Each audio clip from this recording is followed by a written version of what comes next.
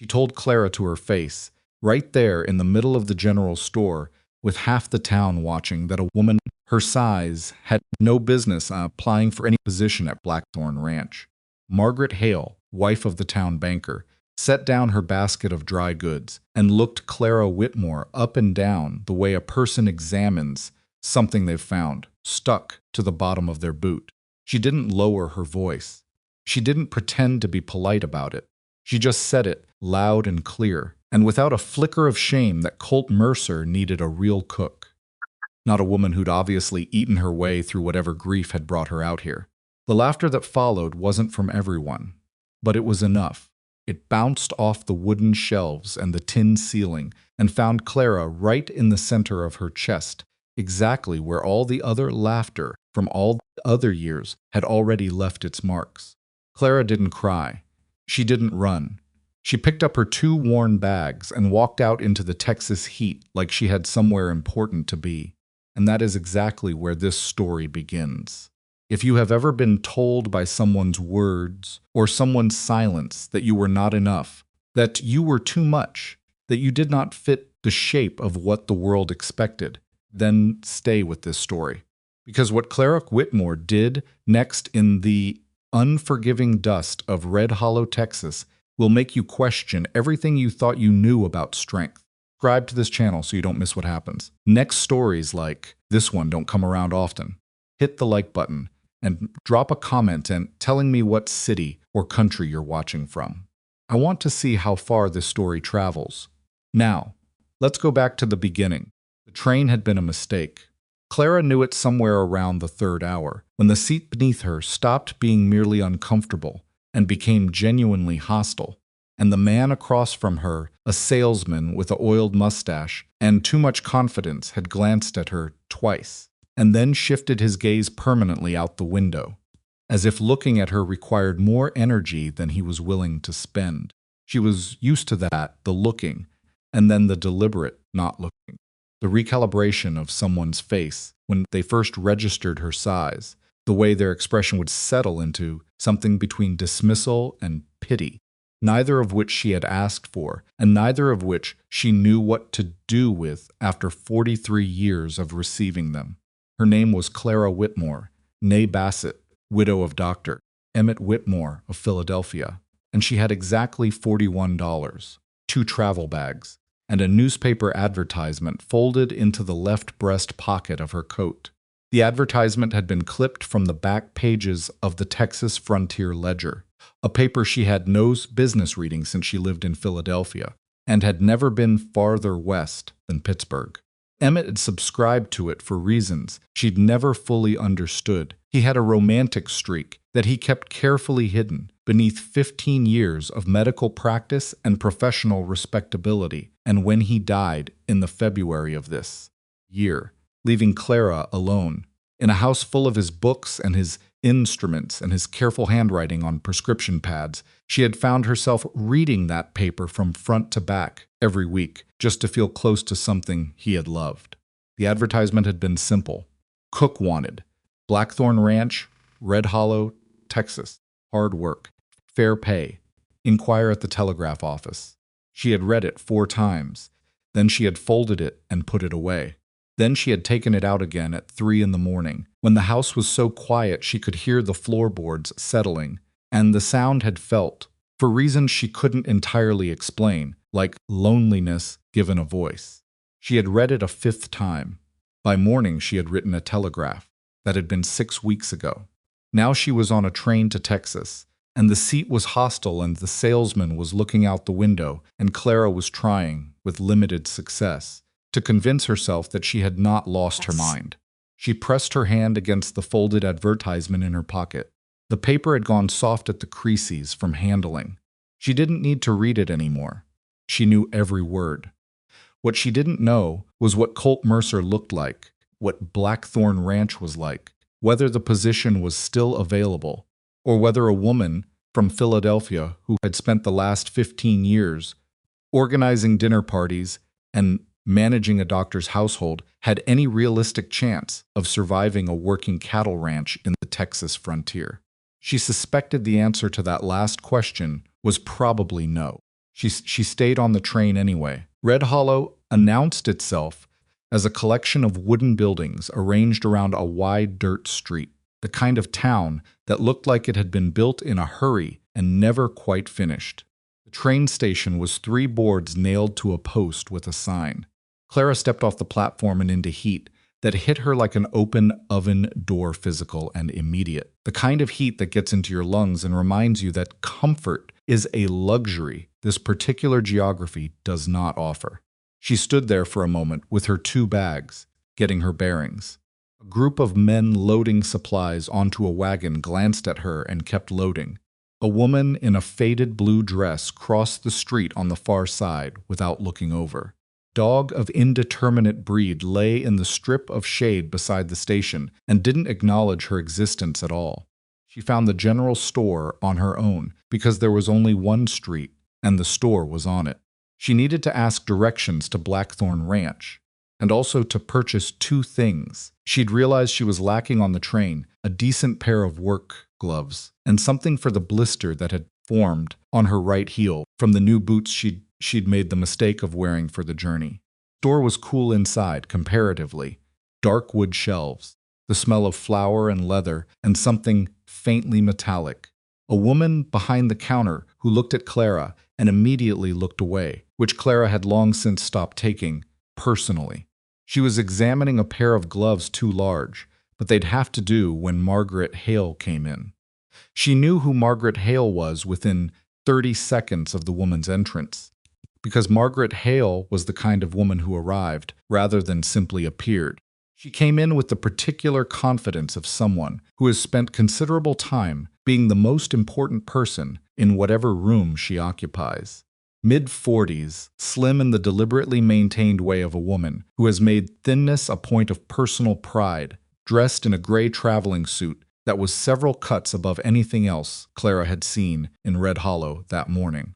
Clara might have paid her no particular attention, except that Margaret Hale was apparently acquainted with the woman behind the counter, and their conversation conducted at a volume that suggested neither of them were accustomed to editing themselves. Arrived at Clara's name within 2 minutes.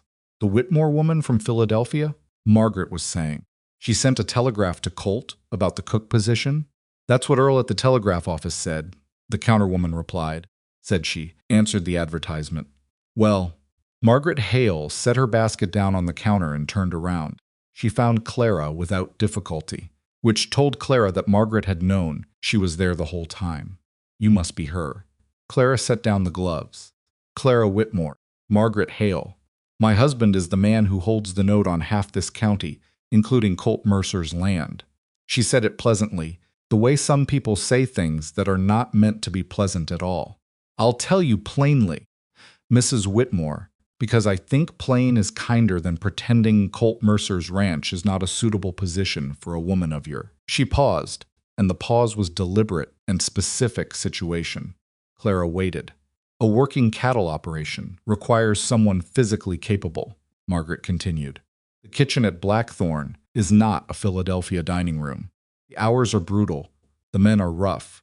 The conditions are. She looked Clara up and down, and this was the moment. This was when the mask of pleasantness slipped just slightly not suited to a woman who has clearly never done a hard day's physical labor in her life. The store had gone quiet. Not silent outside. A horse shifted its weight. A cartwheel turned on the dirt street, but the kind of quiet that means everyone inside the room has stopped breathing for a moment to listen.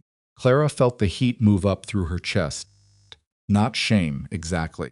Something older than shame. Particular exhaustion of having this conversation for the 40th time with the 40th version of Margaret Hale, each one convinced they were doing her a kindness by saying out loud what everyone else was only thinking. I appreciate the concern, Clara said. Her voice came out steadier than she expected. I'm not trying to be cruel, Margaret said. I'm trying to save you the embarrassment of arriving at that ranch and lasting 3 days before Colt sends you back. Have you cooked for 25 men on a working cattle operation? Margaret blinked. I beg your pardon? Have you managed provisions for a large crew through a full season? Clara kept her voice even. Inventoried supplies? tracked costs, organized a kitchen under difficult conditions. She paused. I'm asking genuinely, because those are the relevant qualifications. Not she gestured briefly at herself this. The store remained quiet. Margaret Hale picked up her basket. I was trying to be helpful, she said, and her voice had gone cool and careful, the pleasantness withdrawn entirely. Suit yourself. She walked out. The counterwoman looked somewhere past Clara's left shoulder and found something intensely interesting on the shelf behind her. Clara picked up the gloves. She also took a small tin of salve for the blister. She paid for both and asked directions to Blackthorn Ranch. The man who gave her a ride in his supply wagon was named Dob Lacey, a weathered 60-something, with a gap between his front teeth and absolutely no apparent interest in her size, clothing, or her Eastern origins. He chewed tobacco the entire drive and pointed out landmarks in a flat, informative tone that ridge, the water crossing, fence line that marked where Blackthorn's land began, as if she were simply a person who needed to know things. And he was a person who knew them, and the transaction was therefore uncomplicated. Grateful for this, in a way she couldn't entirely express. Mercer's a fair man, Dobbs said, as they turned onto the track that led toward the ranch buildings. Don't say much. Gets things done. Lost his cook 6 weeks back. Woman took sick and her family came and collected her. He's been managing on cold provisions, and whatever the hands can put together themselves, which I can tell you from personal experience is not much. What happened to the cook before her? Dobb thought about this. Who before? Old Jim Decker. Jim cooked for Blackthorn probably 8 years. Good man. Got himself a piece of land over toward the river and retired to growing his own vegetables. He paused. Before Jim there was a woman named Sally Pruitt. She was good, but she married one of the hands and they went up to Colorado. So the position has some history. Every position on a working ranch has history, Dobbs said, as if this were obvious. Question is whether the person in it is worth adding to that history. The ranch buildings came into view through a gap in the mesquite, a main house, a bunkhouse, a barn, several outbuildings, and a cook's quarters that Clara identified by its proximity to the kitchen door. Working operations had a particular logic to their layout. Emmett's practice had been the same way, everything arranged for efficiency rather than aesthetics, and you could learn the character of the place by studying how it had arranged itself. Blackthorn Ranch had arranged itself for survival. Nothing decorative, nothing wasted. The buildings were solid and practical, and showed evidence of regular maintenance, rather than the kind of deferred repair that signals a place losing faith in itself. She noticed this. She filed it away. Dobb pulled the wagon to a stop near the main house. Mercer's likely in the barn this time of day, he said, or out on the east pasture. One of the hands will find him for you. He helped her down from the wagon without making it a spectacle, which she appreciated. Mercer was not what she expected, though she was not entirely sure what she had expected. He was tall in the way of men who don't think about being tall because they've always been tall, and the height has never done them any particular favors or caused them any particular trouble. It's just a fact of being in their body, like eye color or the length of their fingers. He was probably somewhere in his mid-40s. Dark hair going gray at the temples.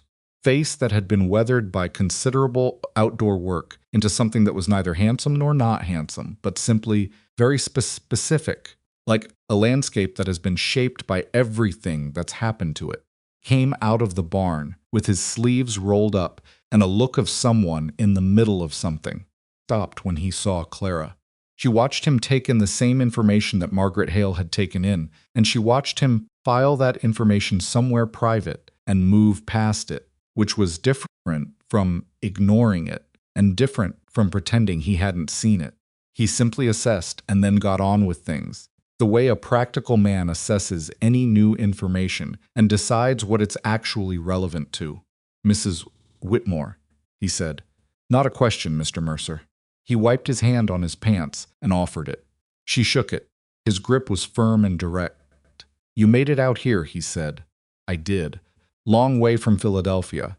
Yes, he looked at her for a moment. Can you cook? I've cooked for larger households than this one, she said. I've managed kitchen provisions for extended periods, worked under time pressure, adapted to available ingredients. I nursed my husband through a long illness which required me to develop some understanding of nutrition under difficult conditions.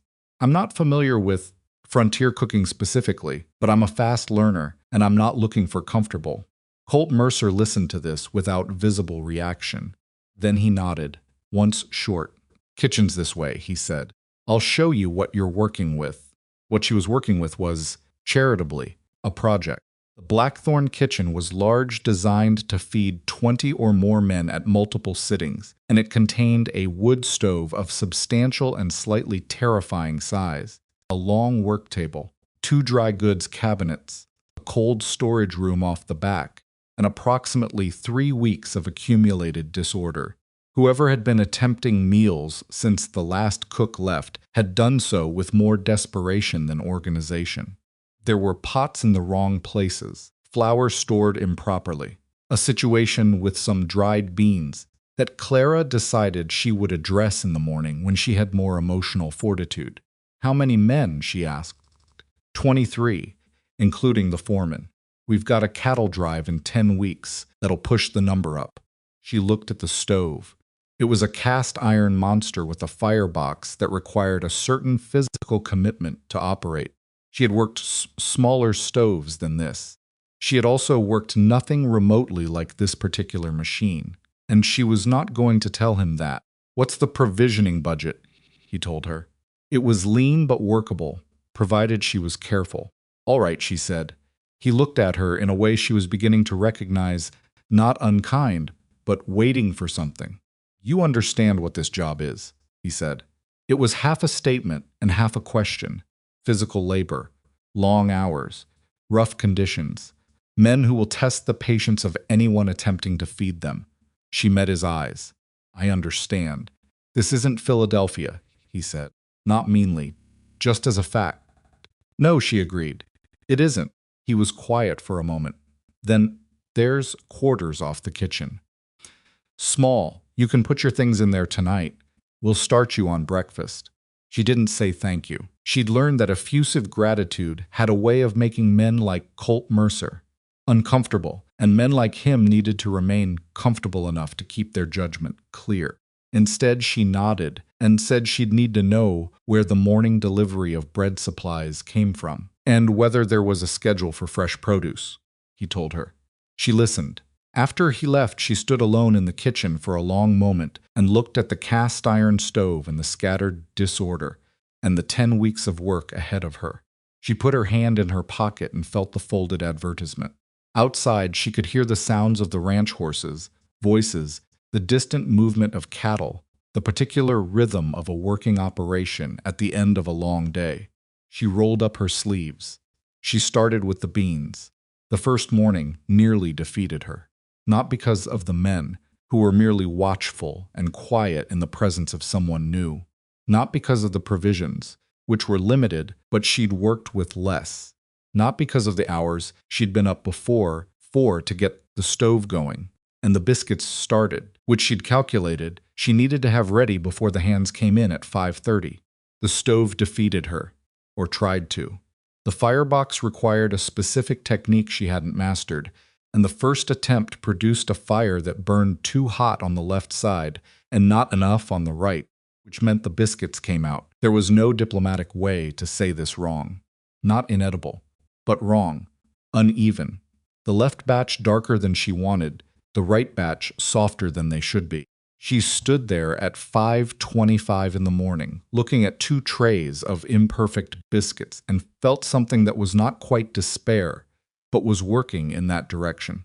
Then she thought about Margaret Hale, and the thinking was brief and specific, and it made her jaw loosen, set in a way that several people in her life had previously described as her particular version of dangerous.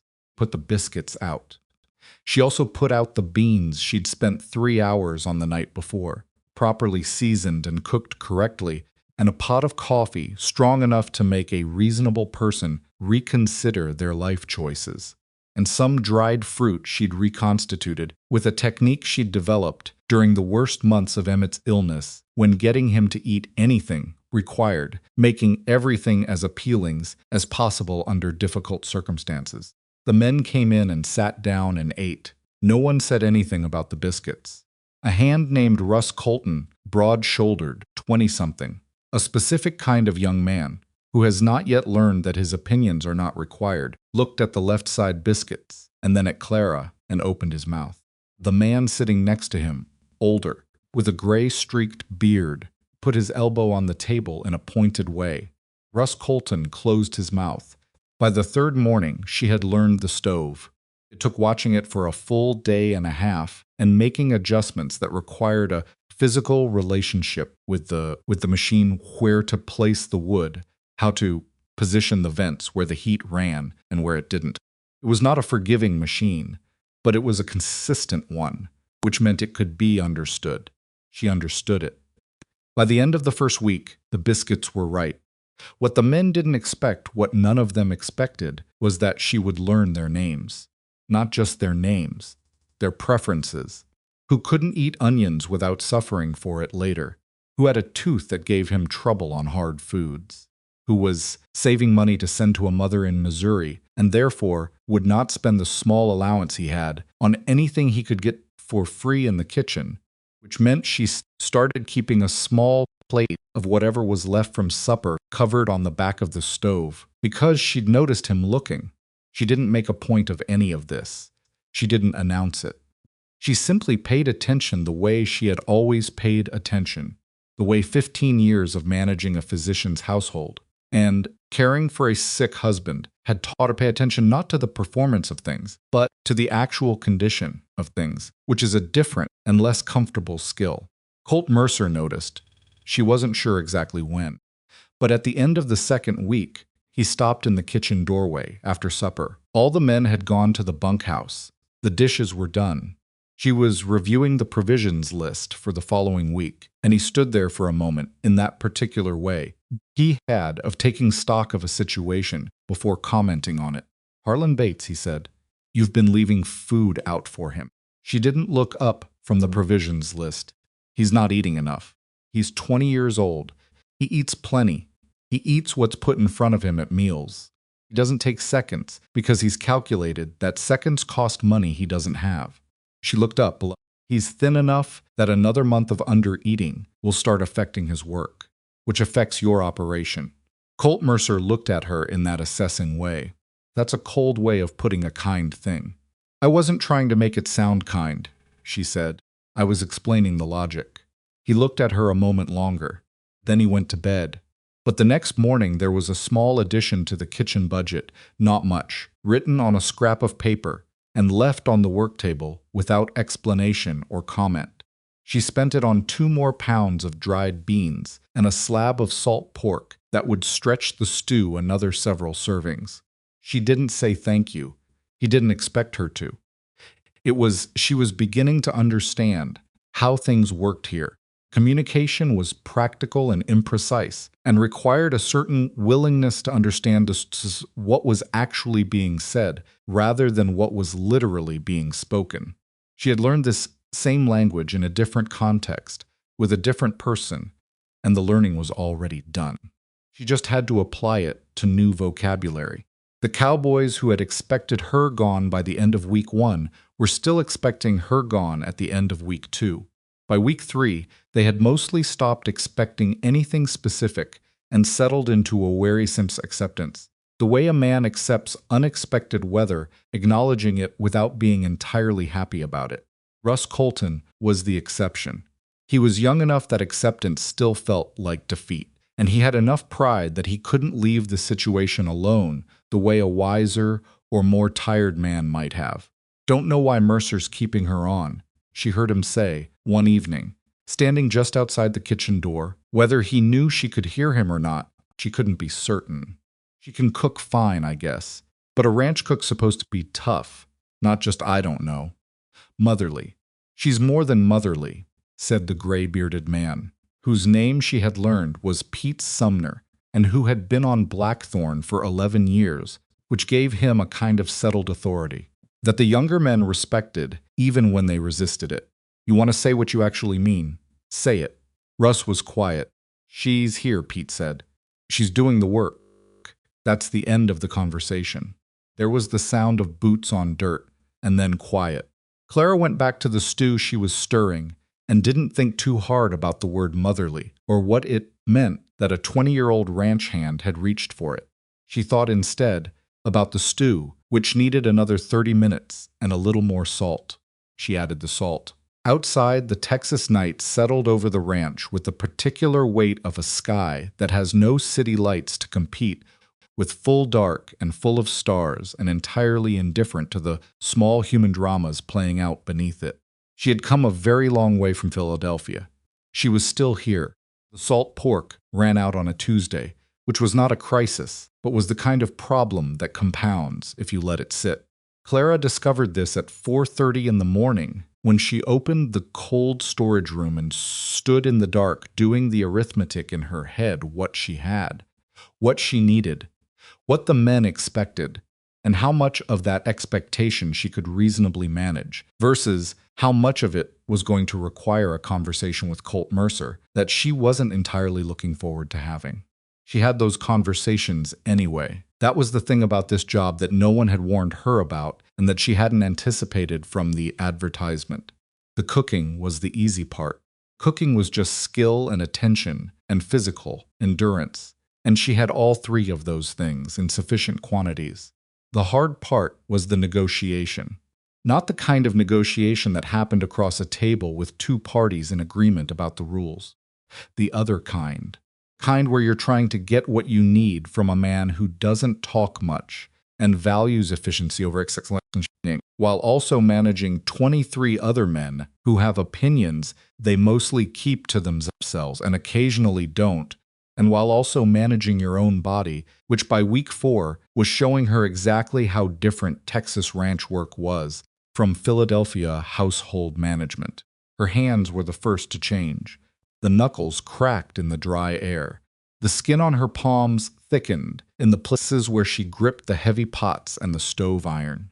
She'd had soft hands most of her adult life. Not idle hands, but soft ones, the hands of a woman who worked outdoors and wore gloves when she went out. These new hands surprised her when she looked at them in the mornings. They felt like someone else's hands. She wasn't sure yet whether that was good or bad. She made do with the provisions she had. She always made do. That was the skill that no advertisement could ask for, and no employer thought to value until they saw it, in practice, the ability to look at what was actually available and build something from it, rather than standing in the gap between what you have and what you expected, and calling that gap a problem. Clara had spent years in that gap. She knew its dimensions. Breakfast that morning was cornmeal mush with a dried fruit reduction she'd put together the night before, and strong coffee and the last of the biscuits from yesterday's batch that she'd wrapped in cloth to keep. It wasn't the meal she would have chosen to make. It was the meal that the available ingredients made possible. The men came in and sat down and ate it. Without significant complaint, which she was beginning to understand, was Blackthorn Ranch's version of high praise. Russ Colton looked at the cornmeal mush with an expression she'd learned to read. "No eggs?" he said. "Delivery's Thursday," she said. "Tuesday, yes," she agreed pleasantly. "It is." Russ looked at Pete Sumner, who was eating his mush without visible distress. Pete didn't look up. Russ ate his mush. Colt came in last, as he usually did after the hands were seated, after the food was out, moving through the room with the quiet efficiency of a man who has spent enough years running an operation that he can assess its condition in a single pass.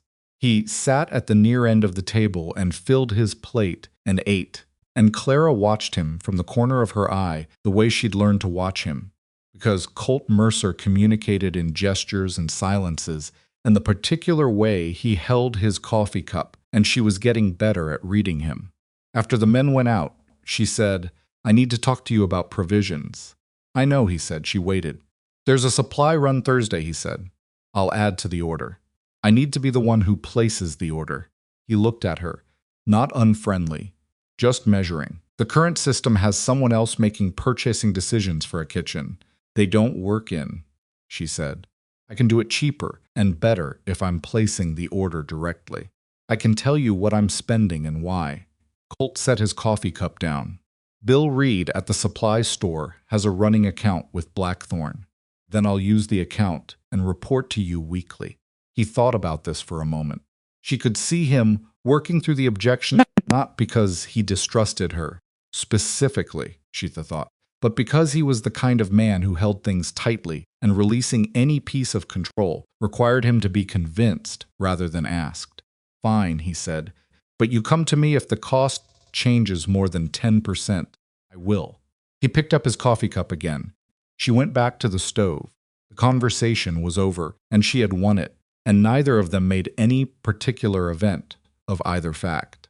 This was, she was finding, the grammar of Blackthorn Ranch. Efficiency, directness, no ceremony around the hard things. She had come from a world where everything was wrapped in layers of social convention, where you asked for what you needed through 3 layers of polite misdirection, and hoped the person receiving it understood what you actually meant. Here, you said the thing. The person either agreed or didn't. You moved on. It was blunt and sometimes uncomfortable, and she was growing to prefer it. She did the supply order on Thursday.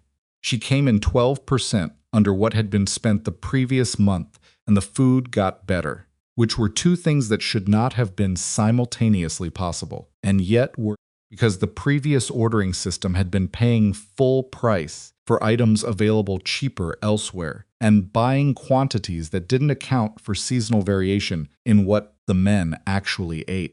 She mentioned none of this to Colt. The lower cost on the weekly report spoke for itself.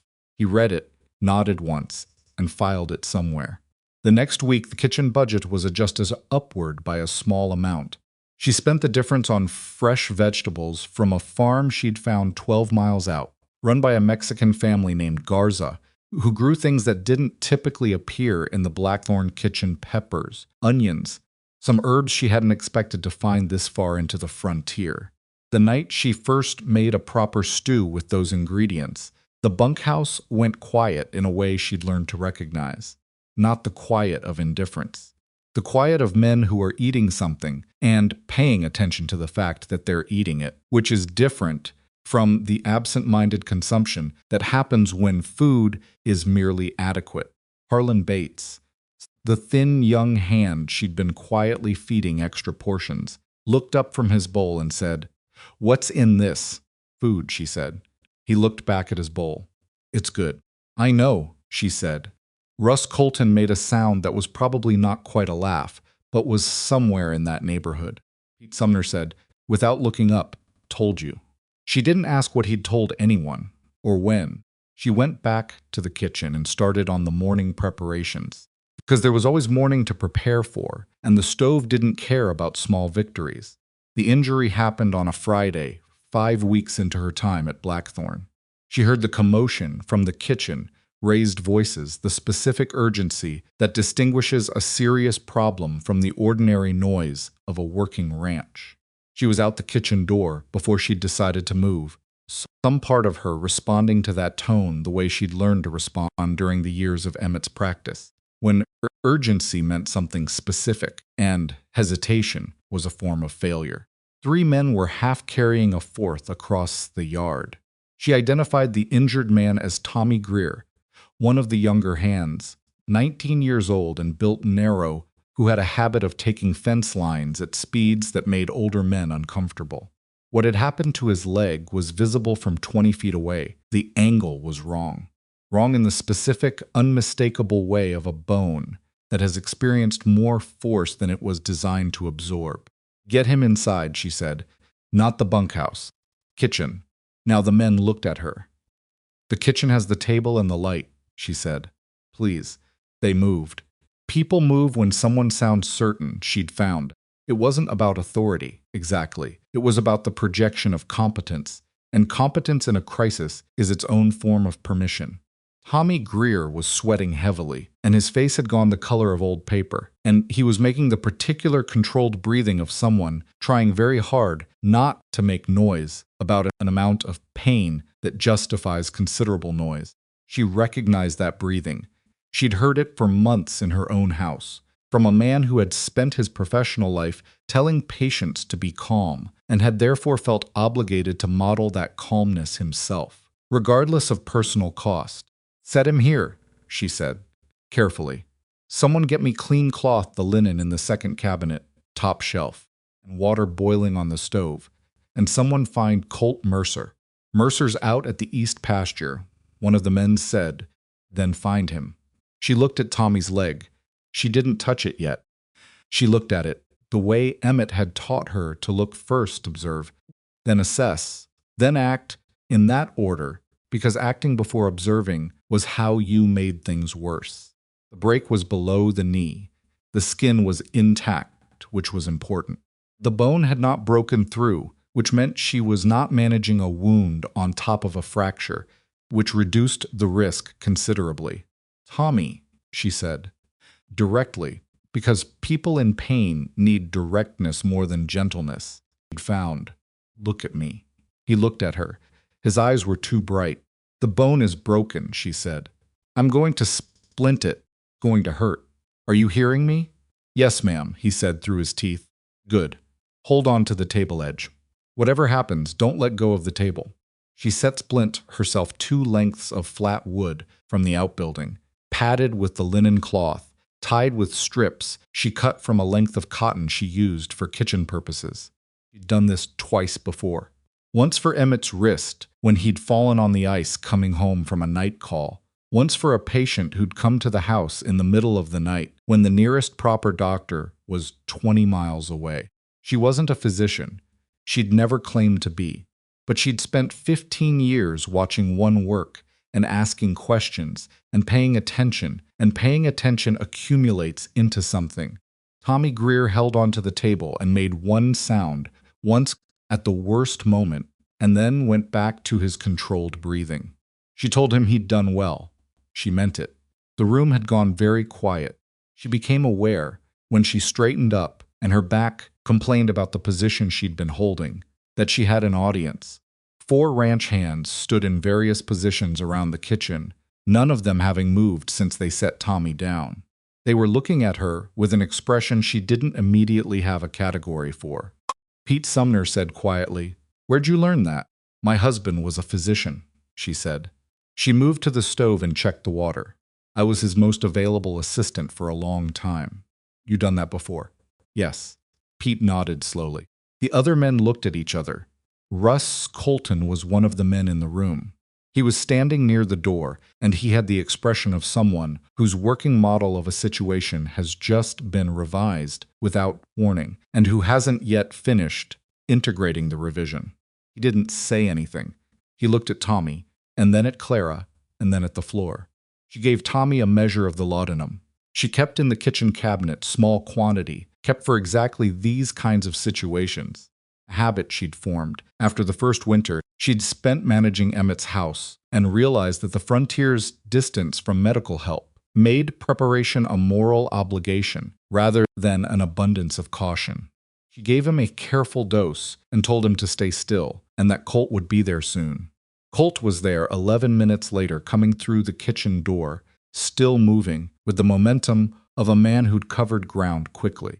He took in Tommy on the table, the splint, Clara at the stove, and the cluster of hands standing around in the particular stillness of people who have witnessed something they're still processing.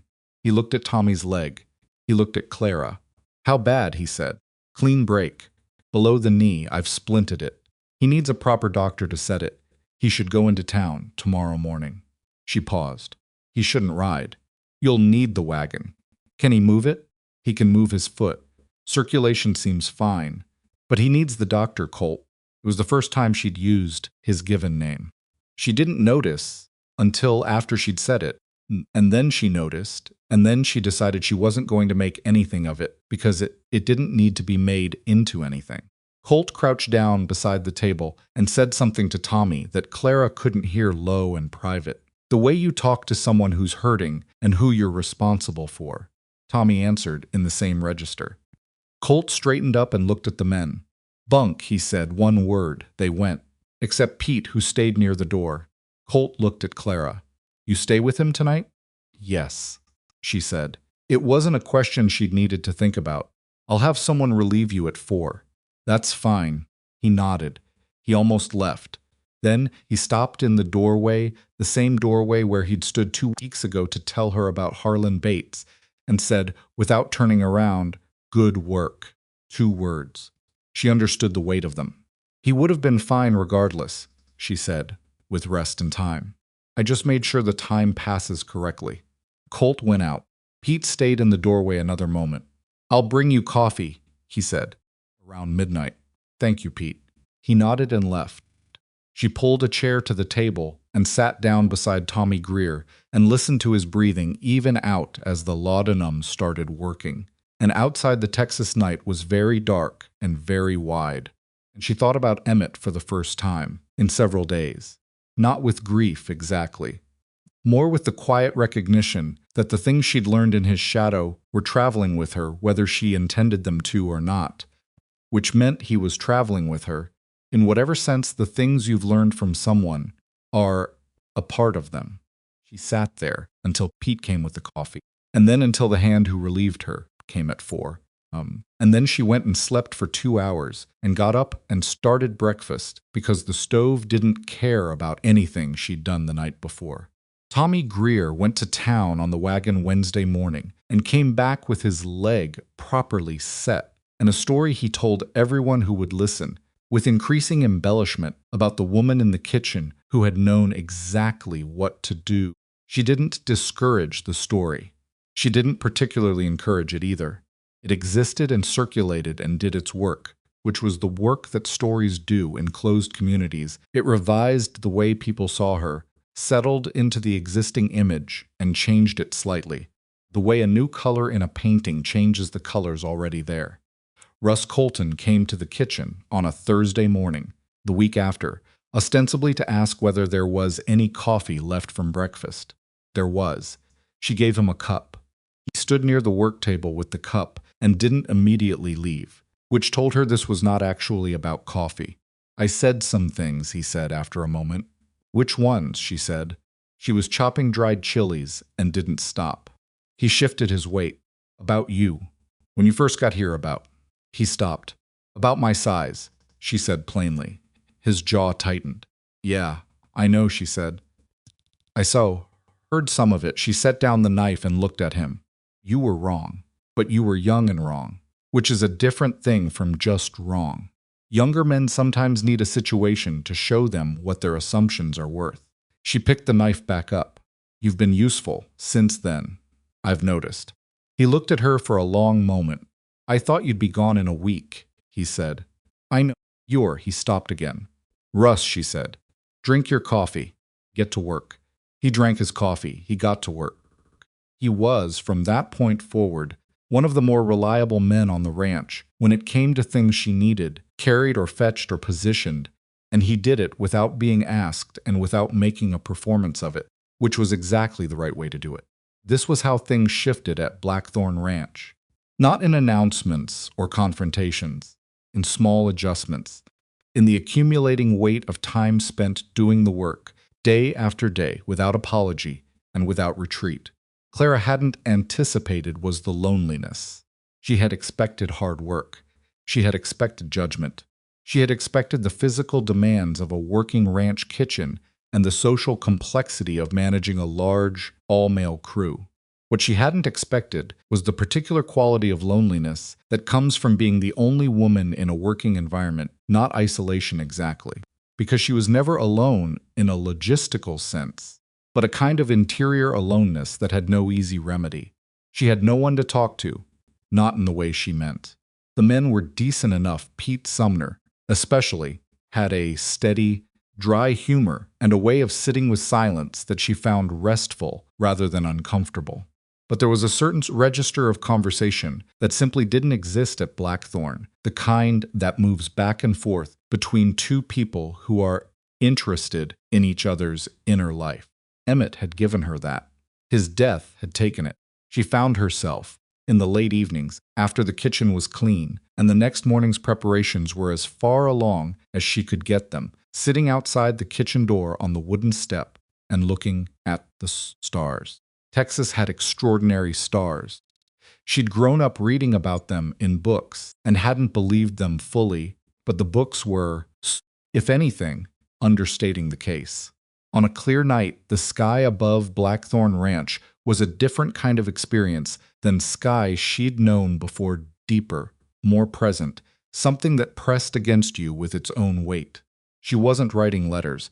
She had no one to write to who would have understood the letter.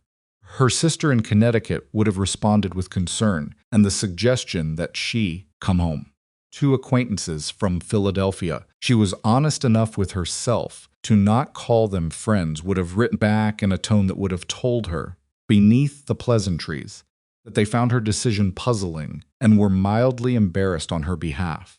She wrote in a small journal instead, not sentences usually, lists, observations, prices of provisions and adjustments she wanted to make to the weekly menu, and notes about what the men ate more of, and what they left, and what it indicated about their condition. Kept journals like this during Emmett's illness, practical records that held between the lines everything she couldn't say out loud. It was in the journal, one September evening, that she wrote, "I am not the person who got on the train in Philadelphia. I am not entirely certain who the person getting off the train was, either. But whoever is sitting on this step at 8:30 in the evening in Texas, tired in her hands and her back and her feet, watching these stars, she is here. She is real. That has to count for something." She closed the journal and put it in her pocket and went inside and went to sleep. The next morning she got up at 4, and the stove was waiting and the day was waiting, and she got on with it, because that was what you did. And she was learning that this was not a diminishment of the inner life, but a form of it, the choice to get up and begin again, made quietly and without witness, every morning before anyone else was awake. The conversation she'd been expecting with Colt Mercer happened on a Sunday, 7 weeks in. Sundays were not idle. Days, on a working ranch, cattle don't stop needing water and checking because it's the weekend, but the pace was different. The morning meal was later. The afternoon had a slower rhythm. Men mended equipment and wrote letters and slept, if they could manage it, with the particular luxury of men who know tomorrow the pace returns to full. Clara was in the kitchen making what she privately thought of as a proper Sunday dinner, something better than the weekday standard, not elaborate but considered, because she had found that food with some care in it did something to the spirit of the men that couldn't be named exactly, but was visible in how they sat and how they talked during and after the meal. Emmett had believed that feeding people well was a form of medicine. She had believed him then, and she believed him more now. Colt came in from outside. He was not dusty, which meant he'd been at the books rather than in the field. Poured himself coffee and stood near the window and looked out at the yard the way he did when he was thinking about something specific. She waited. "You're staying through the drive," he said. It wasn't a question. She considered it anyway. "Yes, 10 more weeks minimum. Possibly 12 if we run into weather." "I know." He turned from the window. "I need to know you're committed to that. I can't be training a new cook 3 weeks before the drive." I said, "I'm staying." You said yes. I'm asking if you understand what yes means. She put down the spoon she was holding and turned to face him. "Mr. Mercer, I left Philadelphia with 2 bags and $41 and a folded advertisement. I have rebuilt your kitchen from a disaster into a functioning operation.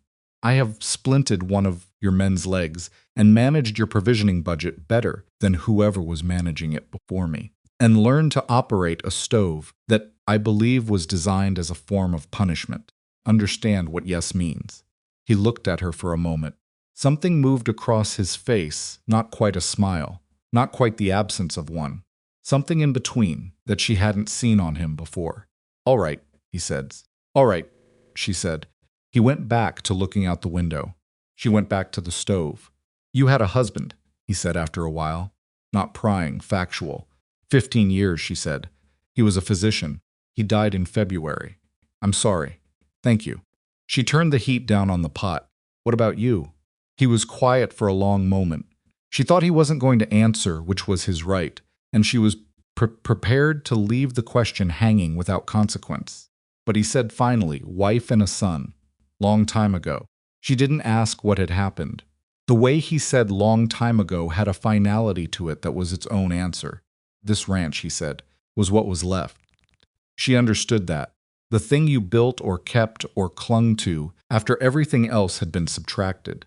Structure you inhabited when the person you'd built it for was gone. She understood it with the specific understanding of someone who has lived inside that particular architecture. It's a good ranch, she said. It's a hard one. Those aren't opposites. He looked at her again. The something moved across his face again, slightly more defined this time. No, he said. They're not. She served Sunday dinner at noon, and the men ate it in the unhurried way of the one weekly meal that doesn't have to compete with the demands of the afternoon. And someone she thought it was Harlan Bates said, quietly, in the middle of it, to no one in particular, this is the best thing I've eaten since my mother's kitchen, and no one else says anything. But the table had a feeling to it that she recognized. She stood at the kitchen door and looked at it for a moment before going back to her work. She had come to Texas to survive. She had not come expecting anything more than that. But survival, she was finding, had a way of composting itself into something richer than its original form. The way last season's material becomes the ground for new growth. Not because anything sentimental is happening, but because that is simply what the elements do when given time and the right conditions. She went back into the kitchen. There was always tomorrow to prepare for, and the stove was waiting, and she had learned, slowly and imperfectly, and with considerable physical cost, that this was not a complaint, but a fact, and the difference between those two things was everything. The weeks after Sunday dinner settled into Blackthorn Ranch the way good weather settles. You don't notice it arriving exactly, but one morning you look up, and the quality of everything has changed, and you understand that the change has been accumulating for some time. Clara noticed it in small things first. The way the men started arriving to meals a few minutes early instead of exactly on time, not because she'd said anything about punctuality, but because the kitchen had become a place they wanted to be near, rather than simply a place they were required to appear at. The way Pete Sumner had started leaving the kitchen door propped open in the evenings when the weather permitted, as if the sounds coming from inside the stove, the movement, the occasional exchange were something the bunkhouse benefited from having proximity to. The way Harlan Bates had started putting on a clean shirt for Sunday dinner, which he did quietly and without comment, as if it were simply the right thing to do. She noticed it in Colt, too, though what was happening with Colt Mercer was more complicated, and she was not yet sure she had the right vocabulary for it. He had started stopping by the kitchen in the evenings. Not every evening. 3 or 4 times a week, irregular enough that she couldn't call it a pattern, just frequent enough that she'd begun to expect it without expecting any particular night. He would pour himself coffee. She always left a pot on the back of the stove because she'd noticed he worked late, and he would stand near the window or sit at the end of the work table. And he would talk, or he wouldn't talk, depending on what there was to talk about. Some nights it was ranch business, logistics, questions about provisions, or the upcoming drive. Some nights it was almost nothing, a few sentences about the weather, about a fence line that needed attention, about something one of the men had done that day that was either impressive or idiotic, and sometimes both. Talked back. That was the part she hadn't expected to enjoy as much as she did. She'd grown accustomed, in the 7 months since Emmett died, to her own company being the only company available, and she'd made a kind of peace with it that she'd been prepared to maintain indefinitely. but talking, the actual exchange of information and perspective, and the small friction of two different minds working through something she had missed it more than she'd allowed herself to know, and now that it was available again, it felt like something she'd been holding her breath about and had only just exhaled. She did not let herself read too much into it. She was practical about this, in the way she tried to be practical about most things. He was a man who'd spent years running an operation alone, who'd lost people and built walls accordingly, and an evening habit of coffee and conversation was not a declaration of anything. It was two people in proximity finding each other bearable, which was more than most situations offered. She told herself this clearly and regularly, and mostly believed it. The storm arrived with very little warning, which was apparently characteristic of Texas in the fall, a fact that several people had mentioned to her at various points, and that she had registered intellectually, without fully absorbing its implications. The morning of it was ordinary. She was up at 4. The stove was going. The biscuits were on. The sky outside the kitchen window was the particular heavy gray of pre-dawn, which looked the same as it always looked, and gave no indication that by midday it would be doing something entirely different. Pete Sumner came in for his early coffee. He was always the first, sometimes before even she wanted company, but she'd grown used to him and found his presence in the early morning more restful than intrusive, and he stood at the window for a long moment before he said anything. "Sky's wrong," he said. She looked up from the biscuits. "Wrong how?" "Wrong the way it gets before a bad one." He drank his coffee. "Wind's already shifting. Feel it?" She couldn't feel it from inside. She went to the door and opened it. The air that came in was not the usual dry Texas morning air.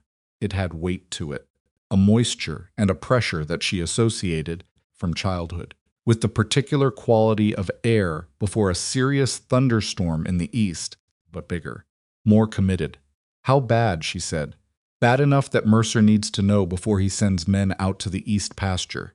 She went and found Colt herself, because Pete was 63 years old, and the walk to the main house was unnecessary when she was already up and moving. She knocked on the side door, the kitchen entry to the main house, and Colt opened it in 30 seconds, which meant he was already awake, which meant he probably already knew. "I know," he said, before she could speak. "Pete says the wind's shifting." Pete's right. He looked past her at the sky, which had lightened enough now to show the cloud formation coming in from the northwest, not a normal cloud formation. Something lower and more purposeful. "I'm pulling the east pasture riders back in. We'll move the cattle to the south hollow, where there's shelter. What do you need from the kitchen?" He looked at her. This could run overnight, could run longer. "I know," she said. "What do you need?" He thought for a moment. "Practically. Food ready, when the men come in. Could be any time. Could be in shifts. Whatever you can keep going without knowing when they'll arrive. I can manage that, water too. If the storm's as bad as it looks, the creek could run dirty after. Fill everything you can fill now." She was already turning back toward the kitchen. She heard him behind her, calling out to the bunkhouse, his voice carrying the specific authority of a man who gives orders that people follow without discussion, because they have learned that the orders are worth following. She filled every pot, every bucket, every container that would hold water. She put a stew on a large one, the kind that could be stretched and reheated and divided into portions at any hour without losing its fundamental adequacy. She baked twice the usual quantity of bread. She set aside a portion of the cold provisions in a place that could be accessed without opening the cold storage, repeatedly to preserve the temperature. She worked fast and she worked without panic, which was a different thing from working without urgency. Panic wasted motion. Urgency directed it. By 10 o'clock, the sky had gone the color of a bruise, and the wind had picked up enough that the kitchen door, if she left it unlatched, banged against the frame in a rhythm that was both irritating and informative. She latched it. The first group of riders came in at noon, 4 men, soaked already, despite it not yet raining, moving with the specific exhaustion of people who have been pushing against weather for several hours. She fed them at the work table, standing, because there wasn't time to do it properly, and they knew it. stew and bread and coffee. They ate fast and went back out. The rain started at 1 o'clock. Not the gradual escalation she was used to from Philadelphia, a few drops. Then more, then a proper downpour you could plan around. This started moderate, and within 20 minutes had become something that it was genuinely difficult to see through. And within another 20 minutes after that had achieved a quality she had no prior reference point for. The sound on the kitchen roof was not rain sounds. It was something closer to the sound of the building being physically pressed upon. Kept the stove going. She kept the stew going. She kept the bread coming, because bread was the thing you could make fastest and carry easiest, and that filled a man up when everything else was uncertain. Colt left with the second group of riders at 2 in the afternoon, heading toward the South Hollow where some of the cattle had not yet been moved. Came through the kitchen. Before he went, she saw him in the doorway, already in his rain gear, water running off the brim of his hat, even under the shelter of the overhang. "Pete's staying in," he said. "He'll help you if you need it." "I won't need it," she said. "Go."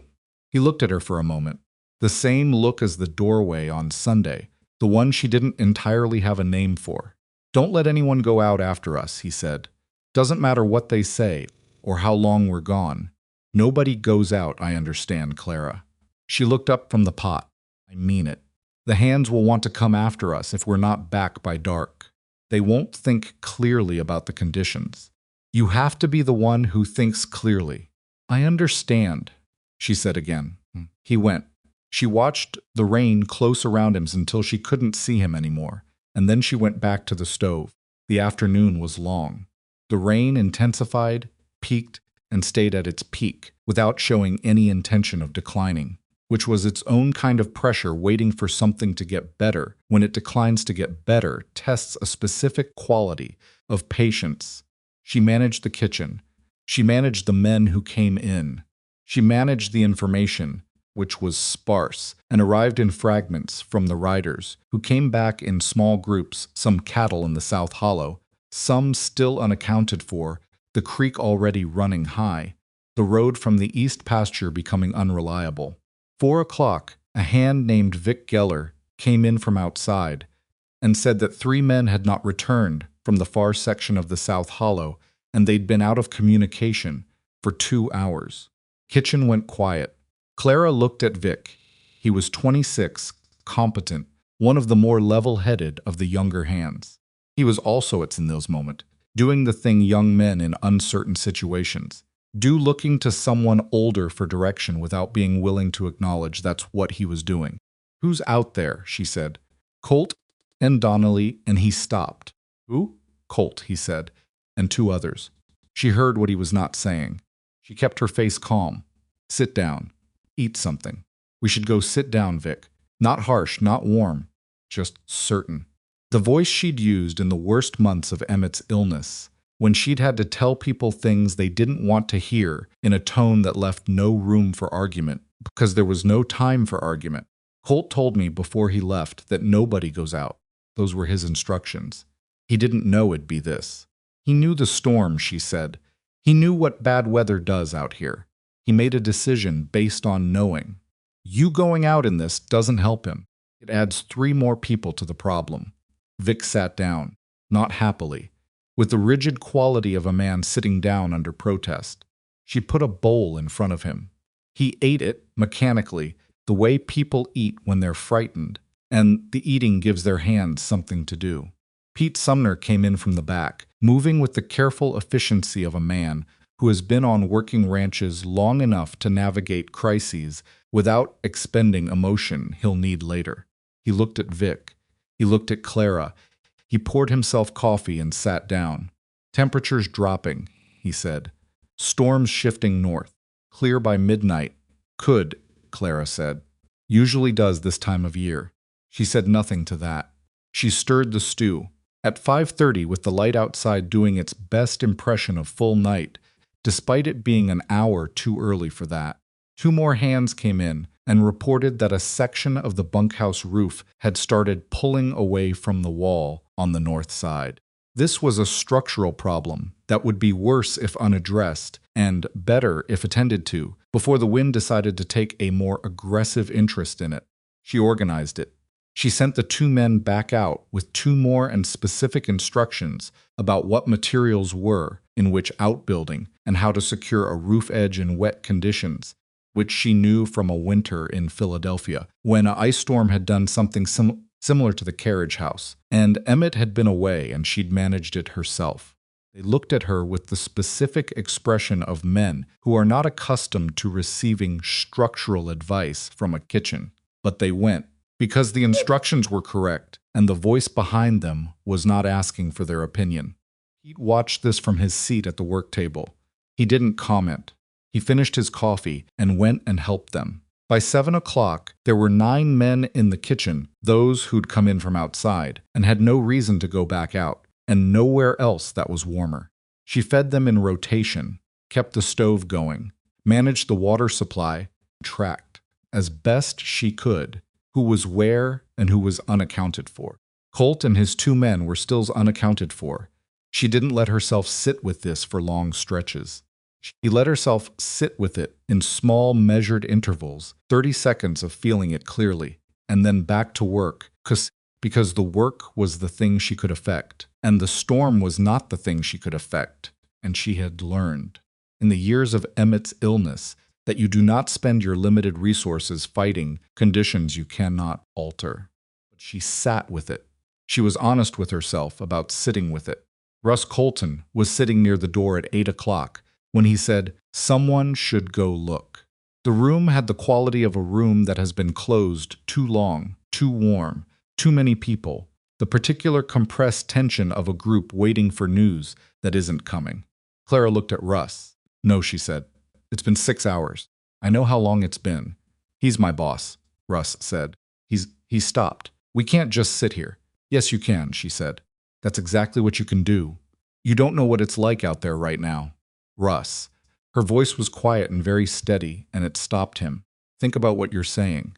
You want to go out in a storm that already has 3 men lost in it. How does adding you improve that situation?" He opened his mouth. "Think about it," she said.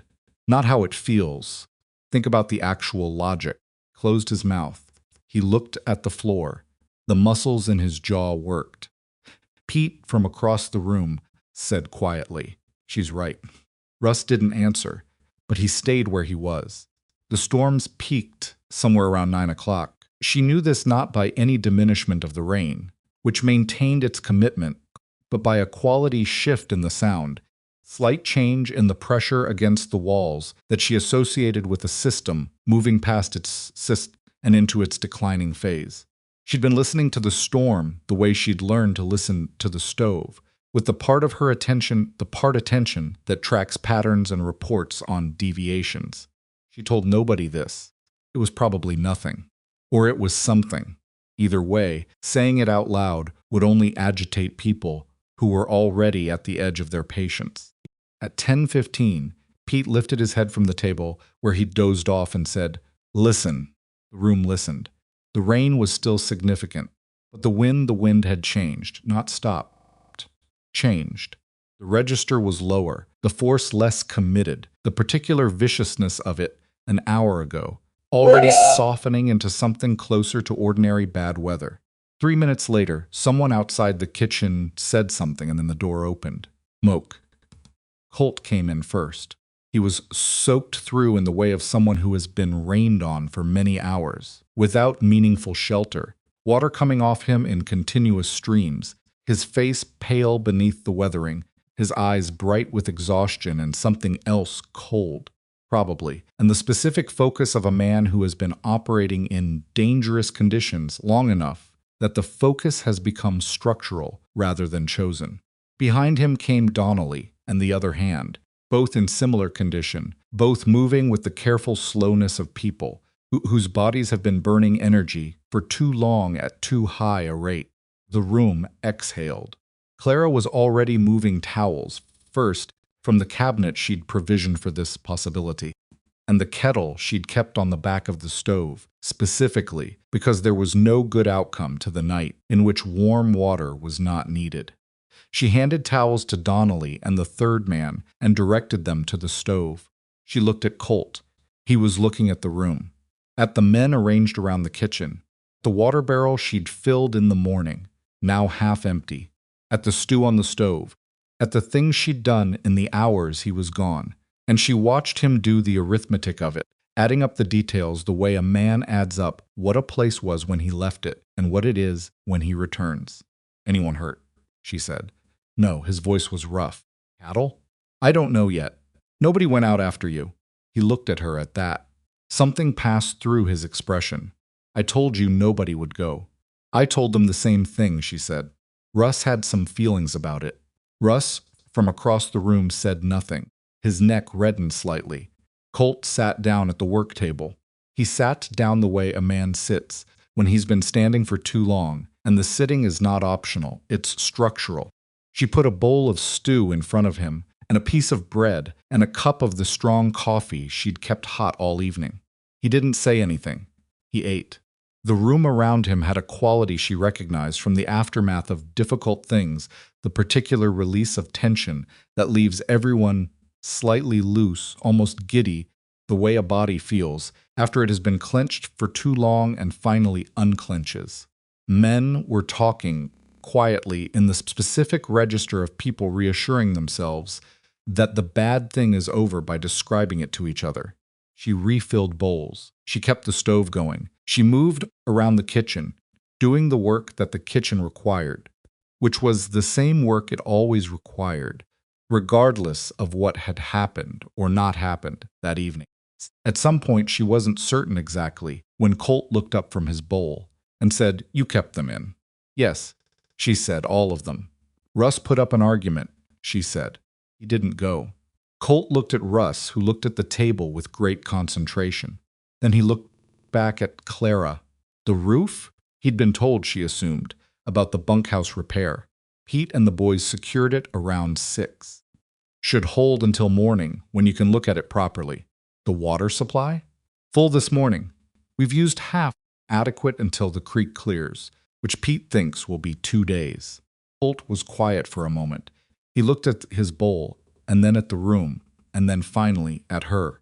Not the assessing look she'd grown used to. Something different. Something that had less calculation in it, and more of the thing that exists underneath calculation when the calculation stops being necessary. "Clara," he said. "You should sleep," she said. "You're exhausted, and there's work tomorrow." His mouth moved in the almost smile she'd catalogued, but still didn't entirely have a name for. "I was going to say thank you." "Oh." She looked at the stove. "All right. I left this place and came back to it still standing," he said. "That's not nothing." "No," she said. "It isn't." The men around the table had mostly pretended not to hear this exchange, which was the correct social instinct, and she appreciated it. Pete Sumner hadn't pretended. He was looking at his coffee cup with the expression of a man who is listening and has decided he's entitled to. Colt finished his food and got up from the table and went toward the main house. At the door, he stopped the doorway again. Always the doorway. It was becoming a location with its own specific grammar in the story of this place, and said, without turning, "The South Hollow held most of them. Cattle losses are going to be low." "Good," she said. "Better than I expected," he said, and then he went inside. The morning after the storm was one of those mornings that happens after bad weather. Sometimes the kind where the air has been washed down to something clean and precise, where the light has a quality it doesn't usually have, where the surviving of the bad thing gives ordinary morning details a slight extra weight of meaning. The yard was muddy and littered with debris. The bunkhouse roof needed proper attention. 2 fence sections on the west side were down. There was considerable work ahead. Clara was up at 4, same as always. The stove was waiting. She got it going and started the coffee and stood at the kitchen door for a moment looking at the sky, which was the particular clear dark of very early morning after storm, stars still out, the air carrying a cold edge that Texas in October apparently felt entitled to. She was tired. Her back was complaining in 2 specific locations, and her hands had a deep ache from the hours of heavy work. She was also, underneath all of that, something else. She wasn't sure the word, for it was satisfactions exactly, though it was close to that. It was more like the feeling of having been tested in a way that reveals something about yourself that you didn't previously know, not that you'd won anything, exactly, but that you now knew what you were made of, and knowing was worth the cost of the test. She went back inside and started the biscuits. Pete came in at 4:30 as usual, poured his coffee, and stood at the window as usual. He didn't say anything for several minutes, which was also usual. Then he said, "You did good last night." "We all did," she said. "Did specifically," he said, with the mild stubbornness of a man who has decided to say the true thing and is not going to be deflected from it. Russ would have gone out, and then 2 or 3 more would have followed him, because that's how it works with young men. "You stopped it." She said nothing. Mercer knew what he was doing when he said to you specifically, Pete said. He's been running this place long enough to know who to trust with a thing like that. Turn the biscuits. They were coming out, right as they had been for weeks now, evenly brown, the stove, and she having reached an understanding long since. "Pete," she said, "you're making this into more than it is." "Maybe," he said. He finished his coffee. "Maybe not." He went out to check on the bunkhouse roof before the other men were up, and Clara stood at the stove with the particular quality of quiet that comes just before a working day properly begins, and she thought about what Colt had said at the door the night before. "I left this place and came back to it still standing." It was the plainest thing he'd said to her in 9 weeks. It was also, she understood, the truest. 3 days after the storm, Margaret Hale came to Blackthorn Ranch. Clara was in the yard when the buggy arrived. She'd come out to get a better look at the fence section the storm had damaged on the south edge, trying to estimate what materials the repair would need before she mentioned it to Colt. She saw the buggy coming down the ranch road and recognized the driver before she could make out the face. Something in the posture and the particular way the reins were held. She stood where she was and waited.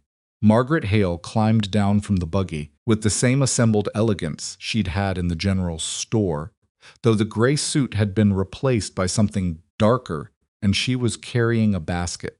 Clara noticed because it was unexpected. Margaret saw her and stopped.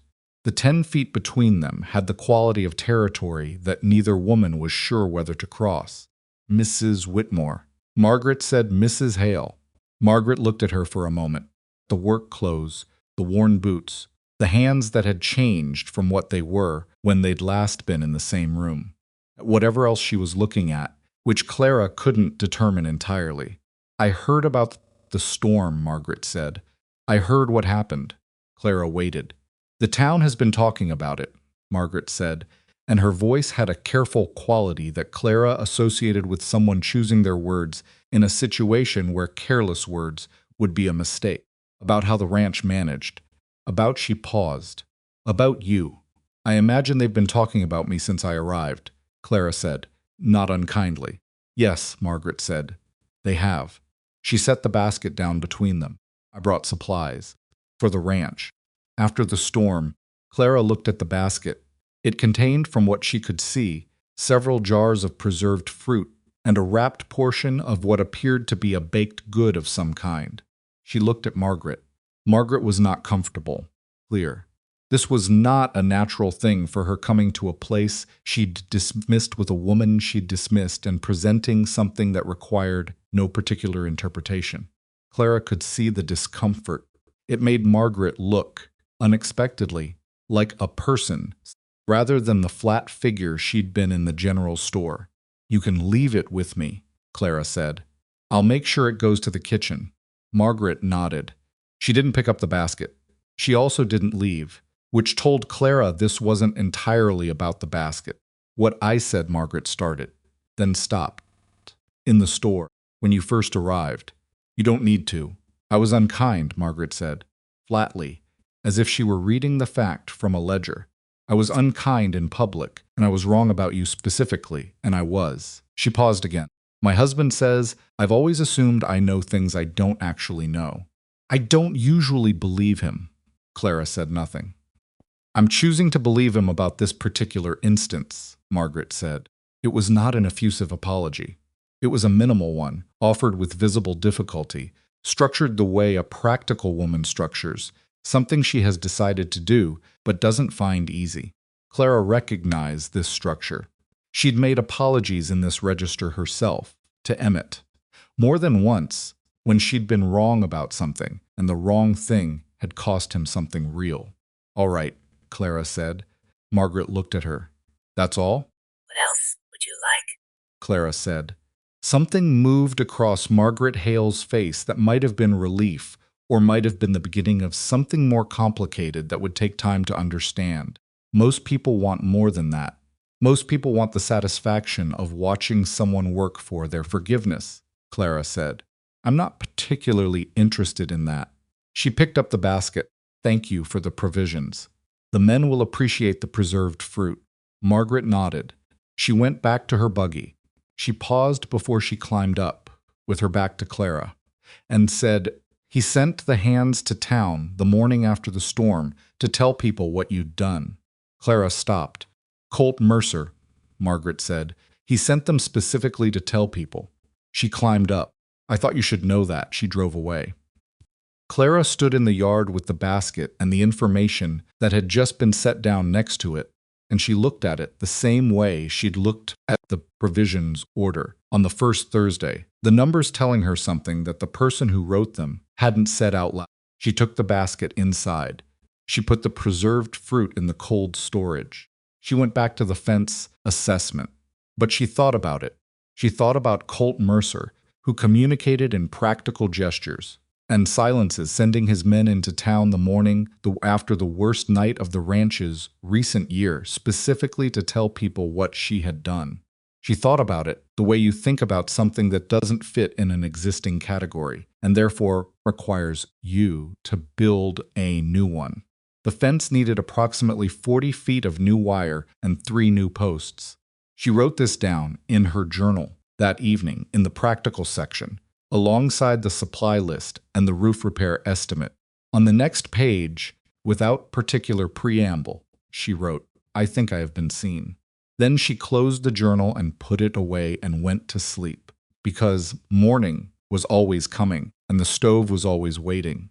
And this was, she had decided, not a diminishment of anything, but the shape of a life that was starting, slowly and imperfectly, and with considerable accumulated effort to be worth the living. The fence wire arrived on a Wednesday, 3 posts short of what Clara had estimated, which meant a conversation with the supply man that she had with the specific patience of someone who has learned that arguing with logistics accomplishes less than working around them. She ordered the additional posts, arranged for them to come on the Friday delivery, and went back to the kitchen. This was the texture of life at Blackthorn Ranch. In the weeks after the storm, not the drama of crisis, but the accumulated ordinary work of a place trying to repair itself and get on with things. Fence posts and roof seams and waterlogged feed that needed assessing, and a cold storage situation on the east wall that had admitted moisture during the storm and needed attention before the temperature dropped further. Clara tracked all of it. Not because anyone asked her to, because she'd been paying attention long enough that she knew what the place needed before it showed obvious signs of needing it, which was a different kind of competence than what she'd arrived with, and one she hadn't entirely anticipated developing. Colt noticed. She knew he noticed because he stopped asking her about things she'd already handled, which with a man like Colt was its own form of acknowledgement, the absence of the question, the signal, that the answer of was already trusted. What she hadn't expected was what the storm's aftermath did to the men's relationship with her. Not immediately, it took the better part of a week for it to settle into something she could identify. But by the end of that week, something had shifted in the atmosphere of the bunkhouse and the kitchen and the spaces in between. The way a room shifts when furniture that has always been slightly wrong gets moved to its correct position. The men didn't treat her differently in any dramatic or announced way. They just stopped treating her like a temporary condition. Harlan Bates asked her, on a Thursday morning, whether she thought he should write to his mother in Missouri about the storm. or whether it would only worry her unnecessarily. He asked it the way you ask someone whose judgment you've already decided to trust, not looking for permission, just wanting another perspective. Clara told him to write the letter, but to lead with the outcome rather than the event, to tell his mother the came through fine before he told her how bad the storm had been. He thought about this and said that was smart and went to write the letter. Russ Colton had undergone the most change, and it was the kind of change that happens when a young person's understanding of the world gets revised by something they actually experienced rather than something they were told. He wasn't soft about it. Russ Colton was not, and would probably never be, a soft person. But there was a quality of attention in how he moved through the kitchen now, a specific awareness of her presence as a person whose presence was worth that had not been there in the first weeks. He still doesn't say much, but what he said had changed in register. One afternoon, 2 weeks after the storm, he came in for water and found her struggling with a crate of provisions that had been delivered to the wrong side of the kitchen. Heavy, awkward, the kind of thing that was manageable but not. He took it from her without comment or ceremony, moved it to where she indicated, and left. It was 20 seconds of interaction and contained no words, and yet it contained something she understood clearly. It was the translation, in action, of the conversation they'd had weeks ago, the one where she'd told him he'd been wrong, but young and wrong, and he'd drunk his coffee and gotten back to work. Some lessons take time to finish arriving. His had finished arriving. Cattle drive preparation began in earnest the 3rd week of October, and with it came the particular energy of a working ranch that has a fixed point on the horizon toward which everything must be directed. Lists, schedules, equipment checks. Men who had been moving at one pace suddenly moving at another.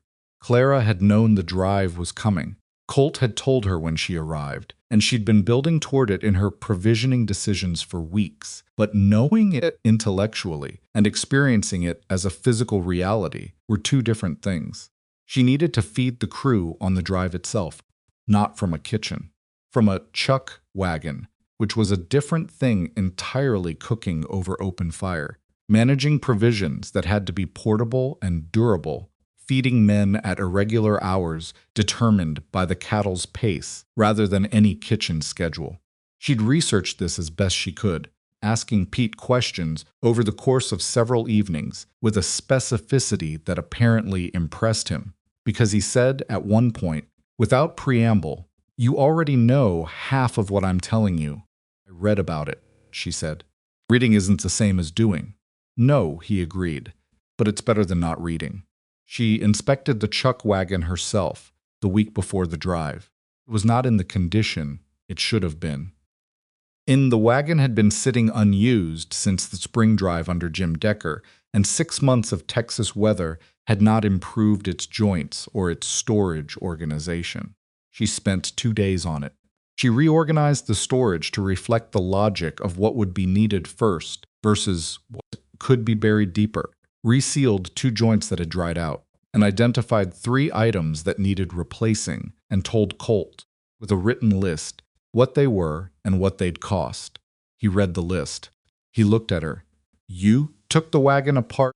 "Not entirely," she said. "I took apart the parts that needed taking apart." He authorized the replacements. She ordered them. When they arrived and she fitted them, and the wagon was ready, she walked around it once and decided it was as good as she could make it, and that would have to be sufficient. The night before the drive, there was a strange quality to the ranch, not quite celebratory, not quite tense, something in between that she associated with the eve of any large undertaking, the period when preparation is complete and what remains is simply the doing of the thing. Men were quieter than usual at supper, not unhappy, just contained, the way people get when something significant is coming and they know it. Colt came into the kitchen after supper, as he had been doing with irregular regularity for weeks. Poured his coffee. He stood near the window. Clara was reviewing the chuck wagon provision list for the final time, making sure nothing had been missed, Same verification she'd done 3 times already and was doing again because that was how she managed uncertainty, not by ignoring it, but by checking against it until she'd reduced it to a workable minimum. Nervous? He said. She looked up. About the drive? About the cooking end of it? She considered the honest answer. Yes, she said, some. Open fire cooking is different from the stove. You'll learn it, he said. Not reassurance exactly. Just the flat statement of someone who has watched her learn other things and drawn a conclusion. I might burn the first 3 meals, she said. Probably, he said. Pete burned things for 2 weeks when he was learning. He doesn't like to talk about it, but I was there. She looked at him. Pete was a cook? Briefly, before he decided he was better suited to the cattle end of things. Something in his expression indicated this was an understatement. The men were diplomatic about it. The men, she said carefully, are not always diplomatic. No, he said. They were quiet about it, which is the closest thing to diplomatic that particular group manages. Smiled. She didn't mean to it happened before she'd decided on it, the way things do when something catches you off guard in a direction you weren't braced for. She looked back at the list. Colt was quiet for a moment. Then, Clara, she looked up. He was looking at her with the expression she still didn't have a complete name for, but that she'd been building a vocabulary around for weeks. It was the look of a man who has something to say and is deciding whether the moment is the right one, measuring the distance between what he means and what he has words for. The ranch, he said. Then he stopped. She waited. When I got back from the South Hollow, he said, night of the storm. He paused. Kitchen was lit. I could see it from a 1/4 mile out. Everything else dark, the way it goes in bad weather. The kitchen was lit. She said nothing. I knew then, he said. Knew what I'd find when I got in. Not the specifics. Just that it would be handled. She looked at her provision list. You shouldn't have, she said. You didn't know what condition things were in. No, he said. But I knew you were in there. The kitchen was very quiet. Outside, the ranch had settled into its pre-drive stillness. Men in the bunkhouse, horses in the barn, the Texas night doing what it did. Clara set down the provision list. She was not a woman who was practiced at receiving this kind of thing, the direct, unguarded thing, said without the social cushioning that most people wrap around their truest statements. Emmett had been like this sometimes in his best moments when the professional distance dropped and he said the actual thing. She had loved him for it and been slightly undone by it every time. She said, you should sleep. Drive starts at 4. He looked at her. The something on his face settled into a shape that was more defined than it usually was. Right, he said. He went. She sat for a moment with the provision list in her hands, not reading it, looking at the middle distance where the kitchen wall was, and not really seeing that either. Then she picked up her pencil and went back to work. Cattle drive was 14 days of conditions that revised her understanding of physical endurance. The chuck wagon moved with the herd, which meant moving at the pace of approximately 1,200 cattle, which was slower than any pace Clara had previously operated at, and yet somehow more exhausting than anything she'd done. Because slow doesn't mean easy when the terrain is rough and the hours are long, and the cooking has to happen regardless of how the day went. She was up before the men, which meant up before 3 in the morning.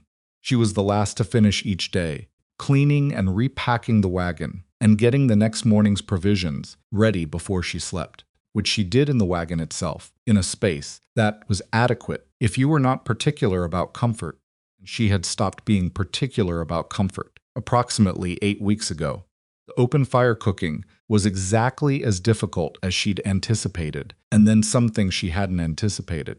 The heat was inconsistent in a way the stove's heat wasn't wind-dependent, fuel-dependent, the kind of variable she had to read and adjust to in real time, rather than having learned once and applied reliably.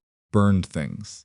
Not many things, and not badly, but enough that she understood what Pete's 2 diplomatic weeks had felt like. She made adjustments. She got better. What she hadn't expected was the landscape. She'd been living at the ranch for 3 months and had seen Texas from the kitchen door, and the yard, and the occasional trip to town.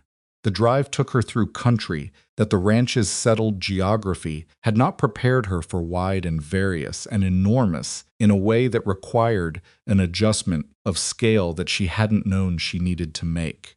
Rolling grassland that ran to the horizon in every direction without obstruction. River crossings where the water moved with a purpose and volume that made her recalculate her earlier assessment of Texas as a dry place. Evening skies that performed themselves in colors she didn't have names for, not from any lack of education, but because the colors genuinely exceeded what her existing vocabulary covered. She wrote in her journal in the evenings, when she had 15 minutes between the day's work and sleep, and the journal entries from the drive were different from the ones she'd written at the ranch, less practical, less list-like, more like someone trying to catch something in language before it moved past the range of catching. On the 6th day, Colt rode back to the chuck wagon at midday to check on the supply situation. This was routine. He did it every 2 or 3 days and found her standing near the wagon looking at the horizon in the east, with the expression of someone who has just understood something. "Clara," she turned, "sorry." "Yes, everything's fine.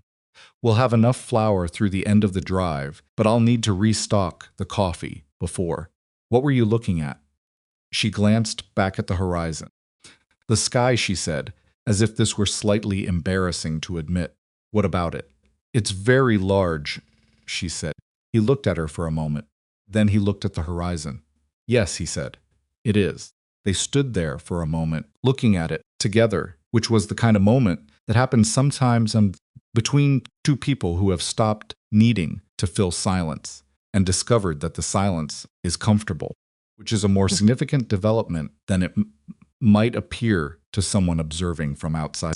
"Did you know," she said, "that there's no equivalent sky in Philadelphia?" I knew that intellectually. I didn't know it the way I know it now. "Most things from here are hard to know before you're here," he said. "Yes," she said, "I'm finding that." He checked the supply manifest. He noted that the coffee situation should be addressed at the town stop in 3 days. He rode back to the herd. Clara watched him go and then went back to the fire, where the midday meal needed attending. She thought about what he'd said. Most things from here are hard to know before you're here. It was a plain thing to say. She suspected he meant more than the landscape. The drive ended on a Friday 14 days and 3 hours after it began, with the cattle counted and delivered, and the men paid their bonuses and the ranch party beginning the return trip. Clara drove the chuck wagon back, which was a 2-day journey, and arrived at Blackthorn Ranch on a Sunday afternoon, feeling the specific tired that comes after the completion of a large thing not depleted, not empty, kind of worn that is also somehow full. She walked into her kitchen and stood there. It smelled right. That was the first thing. The specific smell of the Blackthorn kitchen wood and iron, and the particular combination of things she'd cooked in it for months, was the smell of a place she recognized as hers in a way she hadn't anticipated. Unpacked the chuck wagon. She restocked the kitchen. She made inventory of what needed replacing and what could wait. Then she sat down at the work table and drank the coffee she'd made specifically for herself. The first time in 2 weeks she'd made coffee for herself rather than for 23 other people, and she let herself be still. She was not the person who had gotten off the train in Red Hollow 3 months ago. This was not a sentimental observation. It was just accurate. The hands were different. The body was different, harder, and more capable than the one she'd arrived in, and something interior had shifted in a way she was still identifying the dimensions of. The trouble came from Houston, which was far enough away that its arrival at Blackthorn Ranch was a surprise, and close enough to the bank that it was not, on reflection, a surprise at all. A man named Gareth Pollard rode out to the ranch on the Tuesday after the drive, 10 days after Clara's return. She saw him coming from the kitchen window, expensively dressed in the way of city money, riding a horse that was well-bred and well-kept, accompanied by a younger man who had the posture of someone employed specifically to project authority on behalf of someone else. She didn't know who he was, but she knew what his arrival felt like, in the same way she'd known the storm's quality before it arrived. Something in the deliberateness of his approach. Something in the fact that Colt, who'd been working near the barn, had straightened up and gone still, in the way he went still when something required his full attention, stayed in the kitchen. She wasn't trying to overhear. But the kitchen window was open, because October had finally gentled into something that merited an open window. And the conversation that happened in the yard between Colt and Gareth Pollard arrived at the work table with enough clarity to understand. Pollard held a note on a portion of Blackthorn's east section, 30 acres, that Colt's father had borrowed against 20 years ago, and that Colt had been servicing since he inherited the operation. The note was due for renewal in November. Pollard, who had acquired the note from the original lender 6 months ago, was not interested in renewal. He was interested in the land. "You have 30 days, Pollard said. His voice was pleasant. Men who held notes on other men's land often had pleasant voices. Either the full amount or the section reverts. "That section runs 200 head, Colt said. His voice was flat and very controlled. "I'm aware," Pollard said. "The full amount is $4,000. "I'm aware of that, too." Clara set down the cup she'd been holding. She looked at the window. Through it, she could see the back of Colt's shoulders, the particular set of them that she'd learned to read. And what they were saying right now was something she recognized from the worst period of managing Emmett's illness, when the options had narrowed to a point where all of them were bad, and the only remaining question was which bad one you could manage. "I'd be willing to discuss a purchase arrangement," Pollard was saying. "If you can't meet the note, the section value is." "I know what the section's worth," Colt said. "Then you know my offer will be fair," Pollard said with the pleasantness of a man who has already won and is being generous about it. She heard Colt's voice drop to something very controlled and very final. "You'll have my answer by the end of the week." She heard the sound of horses moving. She looked down at the work table, at the provision list she'd been working on, and the journal open to the page with the supply estimates and the drive's final accounting that she'd been preparing for Colt's review. She did arithmetic. She did it carefully, the way she'd done Emmett's counts in the worst year, when the practice had been struggling and they'd needed to find money from what was available rather than what was ideal. She went through the ranch's supply budget, the drive proceeds, the figures Colt had shared with her over the months in the practical currency of their evening conversations. She built what she could build from what she knew. It wasn't enough.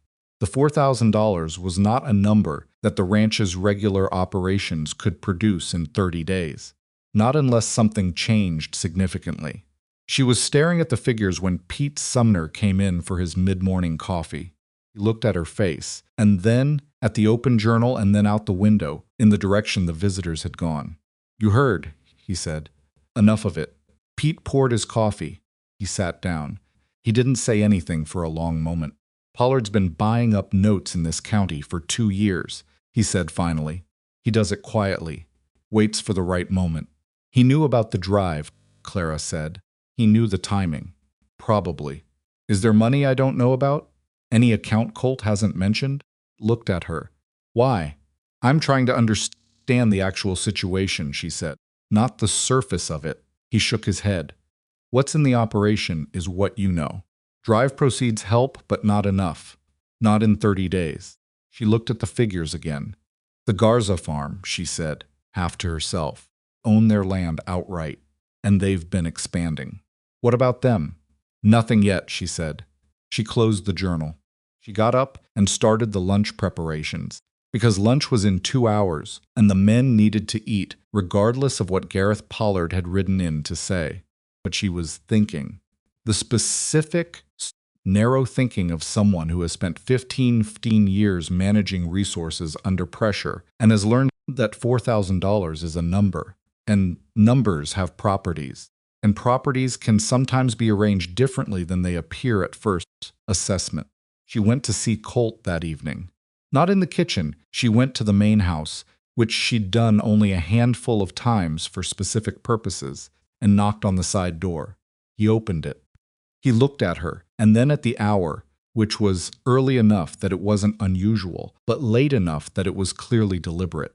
"Come in," he said. The main house interior was what she would have expected: functional, sparse, evidence of a man who had stopped thinking about comfort as something to be arranged and started thinking of it as something that happens, or doesn't, depending on factors outside his control. She sat at the kitchen table. He sat across from her. "You heard the conversation," he said. "Yes." "How much of it?"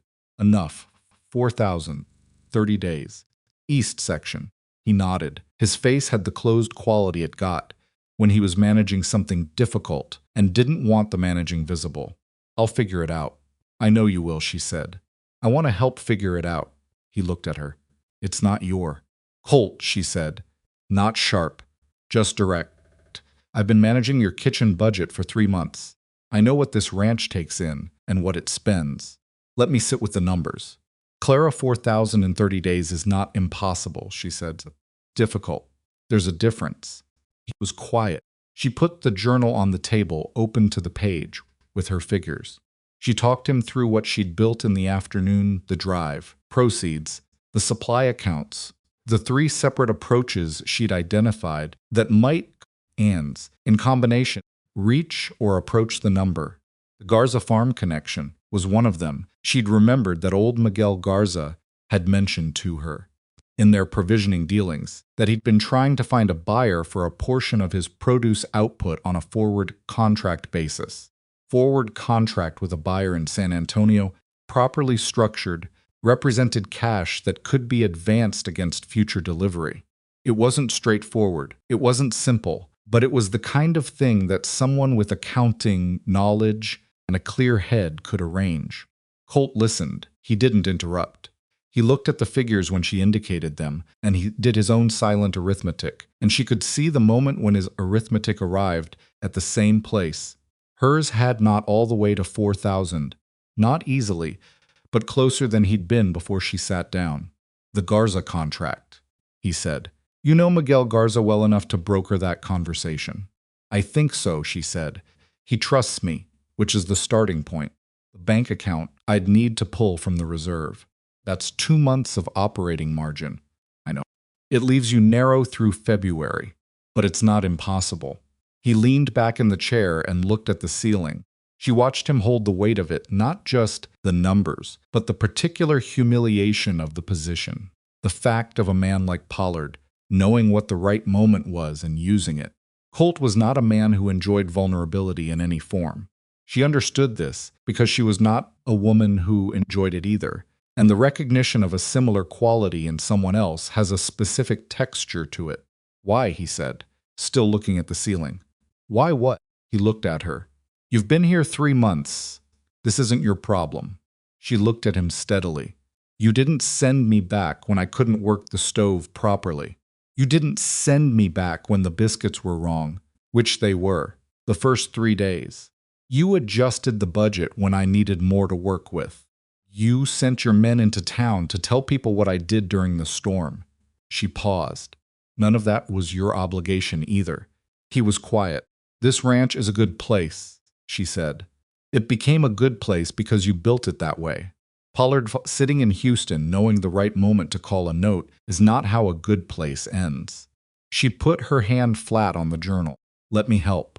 The silence that followed was the specific silence of Colt Mercer integrating something he hadn't allowed himself to expect.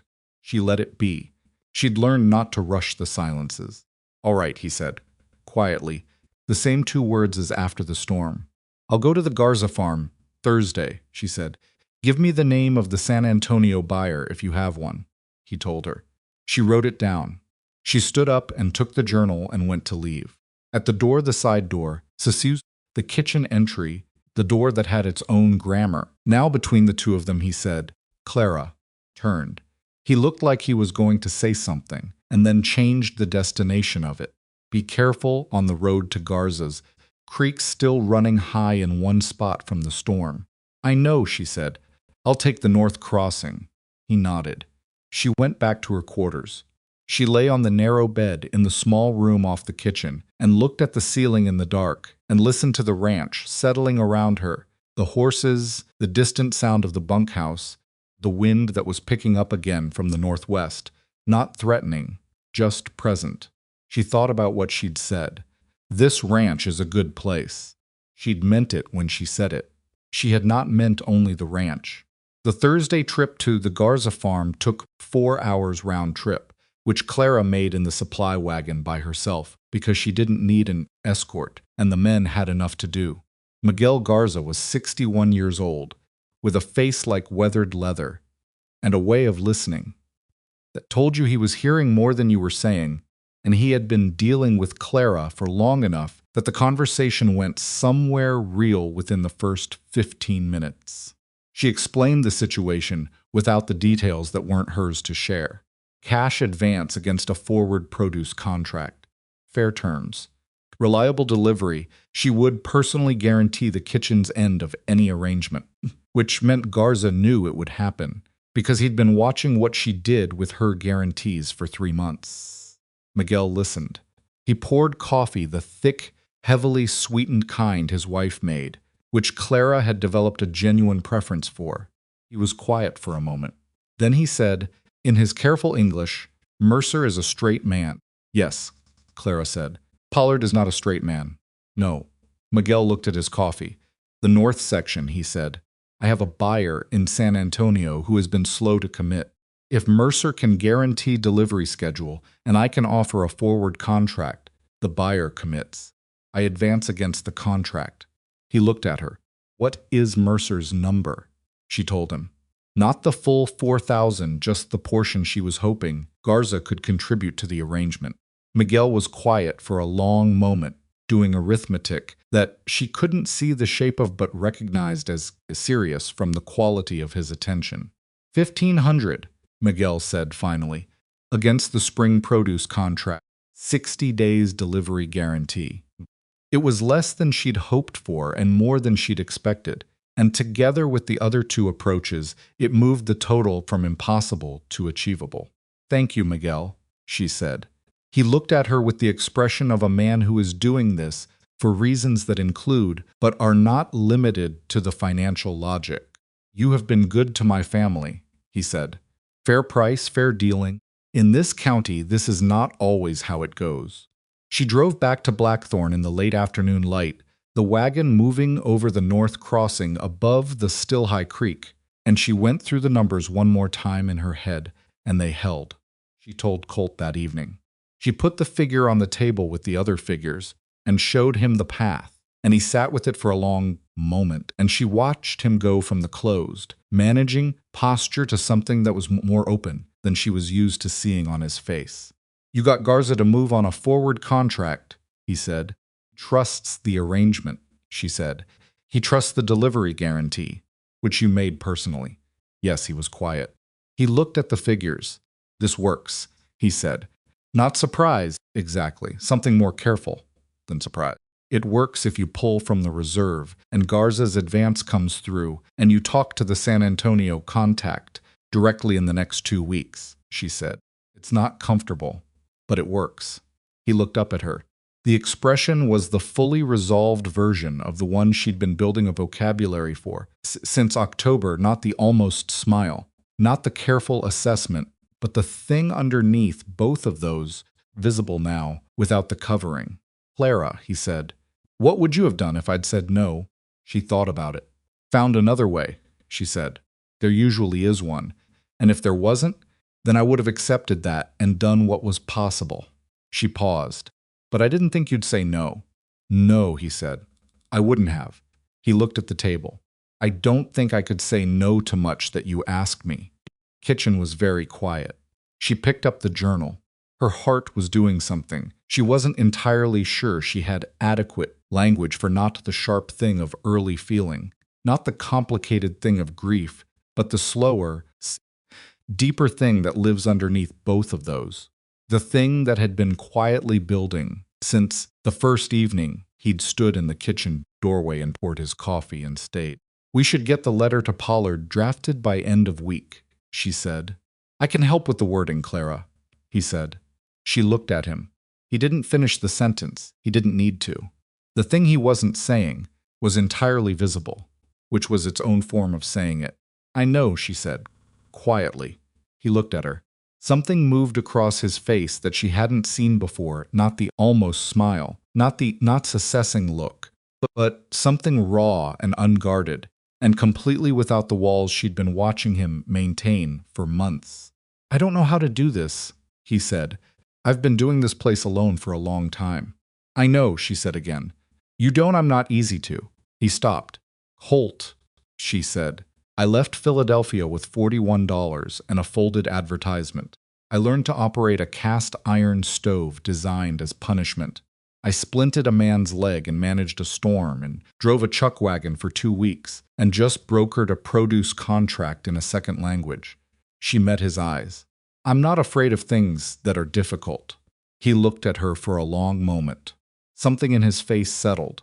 Not all of it. Not the parts that would take longer than one conversation. But enough. No, he said. You're not. She went back to the kitchen. She started the morning preparations, because morning was always coming. But she was aware, in a way she hadn't been, before she walked into the main house, that the shape of the thing ahead was different than the shape of the thing behind her, and the difference was not loss. It was something she didn't have the exact word for yet, but it felt, underneath all the practical arithmetic, like the beginning of something she had not allowed herself to expect when she'd stepped off that train in Red Hollow 4 months ago. She let it be. Some things don't need to be named before they're real. The stove was waiting. She got on with it. The letter to Gareth Pollard went out on a Friday morning, carried by Russ Colton into Red Hollow on the supply run. Clara had helped Colt draft it the night before, not the wording, which was his, but the structure, the ordering of information, placement of the payment confirmation at the top, rather than buried in the middle, where a man like Pollard might try to find room for ambiguity. She'd learned from 15 years of managing Emmett's practice correspondence that the thing you want someone to understand should be the first thing they read, not the thing they arrive at after working through your reasoning. The letter stated plainly that the note on the east section would be paid in full by the 15th of November. It included the confirmation of funds from Miguel Garza's advance against the spring produce contract and the withdrawal authorization from the reserve account. It was 2 paragraphs. It left no room for interpretation. Pollard's response came back Wednesday. It was 4 sentences that added up to acknowledgement and nothing more.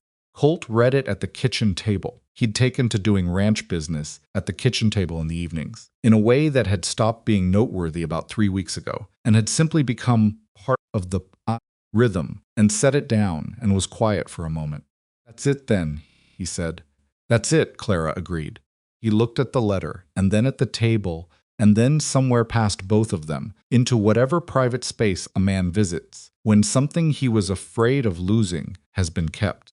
She understood that space.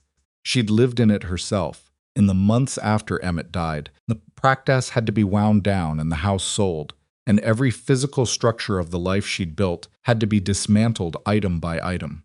She'd been afraid of losing herself in that process. She hadn't quite, but it had been close enough that she knew what the nearness of that kind of loss looked like on a person's face. She got up and refilled his coffee and set it down without comment, picked it up. They sat in the comfortable quiet they had developed over months of evenings, and outside the November wind moved across the Texas plain with the particular authority of a season that has fully arrived and intends to stay. The Garza contract closed properly 2 weeks later, with Miguel's son riding out to Blackthorn with the signed papers and staying for supper, which Clara made certain was a meal worth the ride. Miguel himself came the following Sunday with his wife, a small woman named Rosa who had sharp eyes and said very little and saw, Clara suspected, considerably more than most people. Rosa watched the kitchen with the attention of someone assessing a professional colleague. Tasted the stew. She nodded once. Coming from Rosa Garza, Clara had been told by her son. This was a significant endorsement. East Section note was paid on the 14th of November, one day before the deadline, and Colt rode into Red Hollow himself to deliver the payment to the bank, rather than sending it by post. Clara understood why, without asking, some things require your physical presence, the plain fact of your body in a room, to communicate what a letter cannot. He came back that evening with the receipt and a look on his face that she recognized as the specific release of something that has been held for a long time. "Done," he said. "Done." She said. He sat down. She put supper in front of him. He ate, and the kitchen had the quality it had on Sunday evenings, unhurried, real, the two of them in the particular ease of people who have stopped performing anything for each other and have arrived at the simpler thing underneath. December came in cold and clear, and with it came something Clara hadn't anticipated. The town of Red Hollow began, slowly and without announcement, to change its relationship with her. Started practically. Margaret Hale had apparently talked not about the storm specifically, but about Clara, in the way that a woman of Margaret's social position talks, when she has revised her opinion and decided the revision should be known. The result was that two women from Red Hollow came out to the ranch with a question about preserving techniques that Clara answered at the kitchen table over coffee, and then those women mentioned it to others, and by the third week of December, she had received 4 separate requests for advice on kitchen matters from women she'd never met. She answered all of them. She didn't make it into a thing. She just answered the questions, the way she answered any practical question directly, without condescension, with the specific detail that actually helps, rather than the general advice that sounds helpful but isn't. One of the women, a young wife named Dora Fleming, who'd married into a small ranch east of town, came back a second time, and a third. She was 24 and struggling with a kitchen situation that Clara recognized from her own early months, not incompetence, but inexperience in conditions she hadn't been prepared for. Clara spent 2 hours with her on a Saturday and gave her 3 specific things to change and the reason behind each change, and Dora Fleming left with the expression of someone whose problem has been accurately diagnosed for the first time. Pete Sumner watched this from his usual position at the end of the work table and said, without looking up from the harness he was mending, "You know what you're doing with that." "Mending harness?" she said. "Teaching," he said. "You know how to do it without making people feel small." She looked at him. "Emmett was a good doctor," she said. "I watched him explain things to patients for 15 years. He was very careful about that, about not making people feel small for not knowing what he knew." She went back to the stove. He said the doctor's job wasn't to demonstrate knowledge. Transfer it. Pete considered this. Smart man. Very, she said. Also occasionally infuriating, but mostly smart. Pete made a sound that was his version of a laugh. The conversation she'd been circling for weeks happened on a Thursday evening in December, when the first hard frost had settled over Blackthorn Ranch, and the kitchen was the warmest room on the property, and Colt had been sitting at the work table for an hour, nominally reviewing the winter supply inventory. But actually, she suspected, thinking about something else entirely. She was making the last of the evening preparations, and she was tired in the specific, incorporated way of someone who has been doing physical work for months, and whose body has fully committed to that life. Her back had developed a reliable ache on the right side. Her hands were not going back to what they'd been. She moved differently than she had in September, more efficiently, with less wasted motion. The way a person moves when their body has learned the geography of its work. She was aware of Colt watching her move. She'd been aware of it for weeks. She didn't address it directly because she was not a woman who addresses things directly before she's decided what she thinks about them. And she'd been deciding. She poured herself a cup of coffee and sat down across from him. He looked up from the inventory list, which she was fairly certain he hadn't been reading. "I want to ask you something," he said. "All right." He looked at the table for a moment, not stalling, more like a man taking his time with something he wants to say correctly. "When your contract is up," he said. "End of year." 3 weeks, she said. 3 weeks, he said. "I want you to stay." She waited. Not as the cook, he said. He looked up. I want you to stay as he stopped. His jaw worked slightly. I'm not good at this, I know, she said, not unkindly. I spent a long time not having someone, he said. Sarah and the boy. I spent a long time making the ranch the whole thing. It was easier. He paused. It was easier and it was also. He stopped again. Lonely, she said. Yes, he said plainly. The way he said all the plain things. She looked at him across the work table. She thought about the folded advertisement she'd carried in her coat pocket for the entire journey from Philadelphia, worn soft at the creases from handling.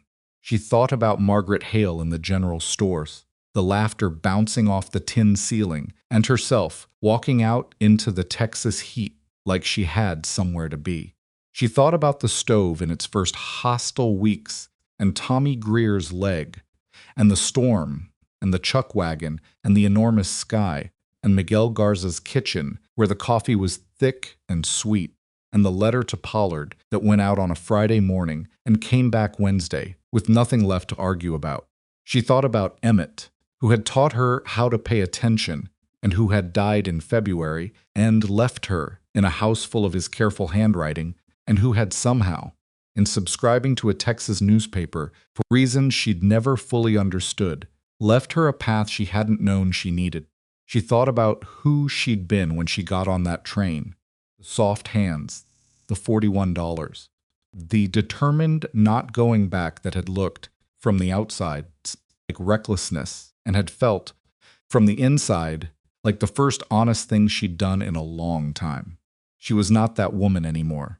She was also not anyone else's idea of who she should be, not Margaret Hale's, not the general stores, not the collective whisper of Red Hollow's early assessment of her.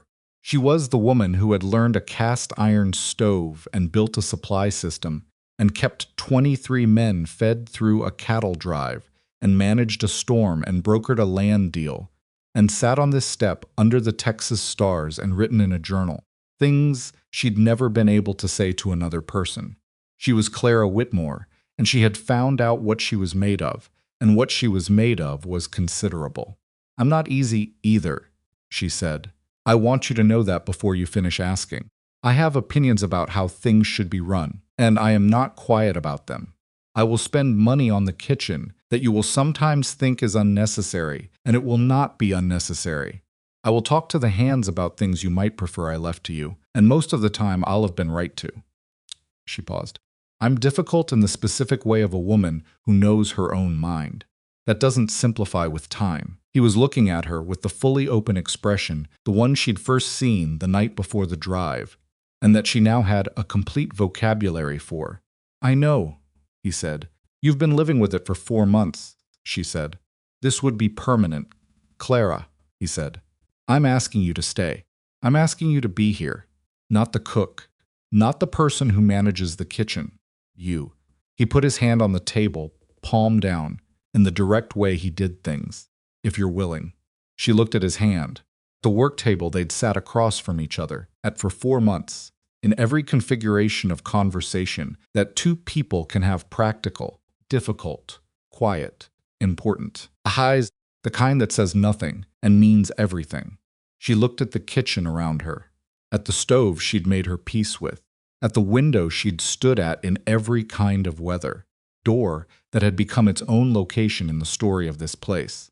Put her hand on top of his. Yes, she said. He turned his hand over and held hers, and neither of them said anything, for a moment, and the kitchen was warm, and the frost was outside, and the ranch was quiet around them in the way it got when the day was done, and everything was for now. All right. The announcement was not an announcement. It happened the way most real things happened at Blackthorn Ranch, practically, without ceremony, through the mechanism of the obvious becoming visible. Colt told Pete Sumner, one morning, that Clara would be staying on in a permanent capacity. Pete nodded and said right and went about his business. Pete told Harlan Bates, who told Russ Colton, who came into the kitchen that afternoon, and said, with the directness of someone who has decided to be direct, heard you're staying. Yes, Clara said. He nodded. He seemed to be working something through internally. Good, he said finally. It came out a little rough, the way things do when a 20-year-old man says something he means, but hasn't practiced saying. He went back out. She stood at the stove for a moment and thought that this was probably the most Russ Colton would ever say about the matter, and that it was, in its compressed and imprecise way, exactly enough. She went back to Red Hollow in January, the first time since the drive, to place the quarterly supply order. Town had changed toward her in the incremental way that towns change toward people that they've just decided to accept, not warmly, not easily, but with the grudging weight of accumulated evidence. The man at the supply store knew her order by now and had it partly prepared before she arrived. The woman at the post office nodded without the particular quality of assessment she'd had in September. Margaret Hale was in the general store. Of course she was. It's frozen. Clara suspected Margaret Hale was always in the general store, that it was the position from which she conducted her understanding of the county's social landscape. They nodded at each other with the specific acknowledgement of two women who have not become friends and will probably not become friends and have arrived at a mutual respect that doesn't require that. Clara was leaving. Margaret said, "I heard about the Pollard business." Clara paused. Things worked out. "Yes," Margaret said. "They did." A pause. "My husband said it was a clever arrangement, with the Garza contract." "Miguel Garza is a fair man," Clara said. "Fair dealing produces good arrangements." Margaret looked at her for a moment with the expression of someone who is acknowledging, for the second time, and with no less difficulty than the first, that they were wrong about something. "You're not what I expected," she said. "No," Clara agreed. "I rarely am." She walked out into the January cold and loaded her supplies and drove back to Blackthorn Ranch. And the road was familiar now, every crossing, every fence line, every gap in the mesquite where the ranch buildings came into view. She knew this road the way she knew the stove, through the specific knowledge of repetition and attention and time. Here is what Clara Whitmore learned.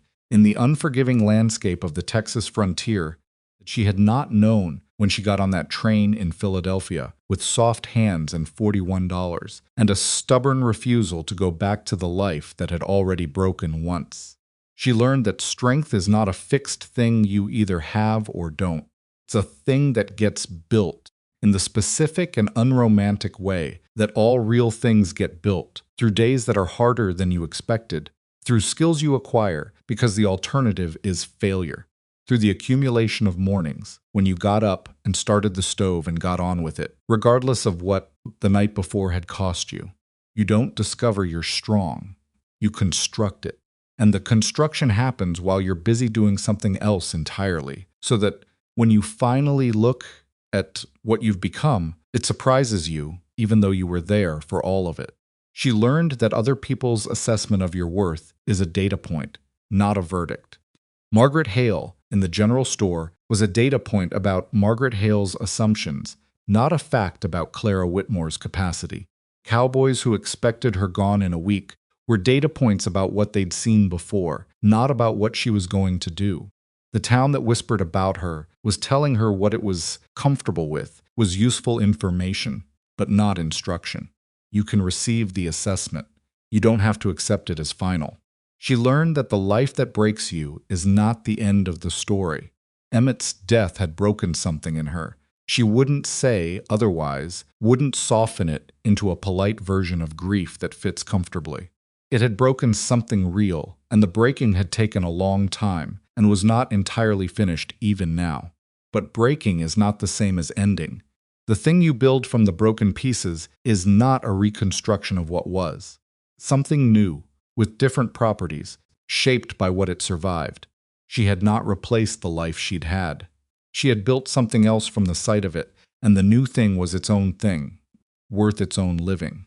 She learned that a place can become yours, not through ownership, through the specific and unrepeatable process of learning its stove and its men and its sky and its supply routes and its seasonal rhythms and the particular quality of its winter mornings. The ranch was hers now in the way that matters more than legal title. She had given it months of herself, had paid for her place in it, with calloused hands and early mornings and 100 small decisions made correctly under pressure. And the exchange was complete and mutual and not going to be undone. And she learned this one more slowly, this one with more resistance, that being seen by another person is not a danger. She'd spent years after Emmett in the careful management of being not seen, of keeping her interior life private from a world that had demonstrated it would use what it found against her. Colt Mercer had seen her anyway, not immediately, not without effort on both their parts. But the seeing had happened, and she had not been diminished by it. She had been, in the most unglamorous and accurate sense of the word, met, that turned out to matter more than she had allowed herself to expect. On the last evening of January, Colt came into the kitchen after supper and sat at the work table and said, "I need to talk to you about the spring. Pasture rotation," she said. She'd been thinking about it, too. "No," he said. "Well, yes." But also he put a folded paper on the table. She looked at it. It was a legal document, the beginning of one. Anyway, she could see the formal language at the top and the spaces below where names and dates would go. "It's a property arrangement," he said. "If you're going to be here permanently, you should have something with your name on it, something that's yours regardless of." He stopped, understood the regardless. It was the word that acknowledged the things that happen: illness, accident, the unexpected, the ways a life can change direction without warning, which both of them knew better than most. She sat down. She read the document. It was straightforward: a portion of the ranch, the buildings that included her kitchen and quarters, held in her name. Not the whole operation, not a gesture of sentiment. A practical arrangement that recognized her permanent presence with the seriousness it deserved. She looked up at him. "This is significant," she said. "Yes," he said. "You had a lawyer in San Antonio draft this." "Yes. You didn't tell me." "No," he looked at her steadily. "I wanted to see if you'd stay first, before I asked you to sign anything. I didn't want you to stay because of a piece of paper." She looked at the document, at the spaces for their names. Careful legal language that translated, in its formal and imprecise way, what the past 5 months had actually been. "Clara Whitmore," she said, reading her name in the first space. "Still my name." "I know," he said. "It can stay that way. Or it can change. That's a separate conversation and a separate document, and there's no pressure on the timing of it." She looked at him. He was red around the collar in the way of a man who is not accustomed to saying things like this, and is committed to saying them anyway, because they need to be said. "Colt," she said. "One thing at a time." "Right," he said. She picked up the pen he'd left on the table. She signed her name in the space provided. He signed his. They were 2 signatures on a legal document in a Texas ranch kitchen in January, and it was not romantic, and it was not dramatic, and it was exactly the right way for 2 practical people who have been through something real together to put their names to the truth of it. She handed him the document. He folded it and put it in his breast pocket. "Spring pasture rotation," she said. "The south section needs moving by March, or the grass won't recover before summer." "I know," he said. "I was thinking the same thing. And we need to talk about the east section now that it's clear. There's capacity there we haven't been using." "After supper tomorrow," he said. "Fine," she said. He got up and went to pour his coffee. She went back to the stove. Outside, the January dark had settled over Blackthorn Ranch with the full weight of a winter night, and in the bunkhouse, the men were in their familiar rhythm, and the horses were in the barn, and the kitchen was warm, and Clara Whitmore was where she had chosen to be. She had come to Texas to survive. That part was done. The part that came after the part she hadn't let herself plan for. When she was still standing in a Philadelphia house full of a dead man's careful handwriting, looking at a newspaper advertisement for a cook's position at the end of the known world, that part was just beginning. It would not be easy. It would be difficult in the specific ways that everything real is difficult, grinding, and imperfect, and occasionally thankless, and marked by days when the work is hard, and the patience is short, and the gap between what you wanted and what you got is wider than you'd like. There would be mornings when the stove was hostile again in some new way, and evenings when communication failed between private and stubborn people, and winters when the land pressed down and the isolation had weight. She knew this. She had always known this.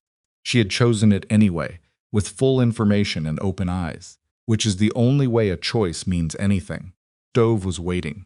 The morning was always coming, and Clara Whitmore, who had ridden into a world that rejected her and stayed until it didn't, stood at her kitchen in the last hour of January and thought that the warmth, the work, the place that was hers, the man in the next room who saw her clearly and stayed anyway.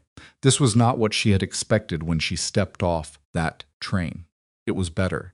Not perfect, not finished, not without cost. Real and hers, and worth every mile of the distance she had traveled to find it.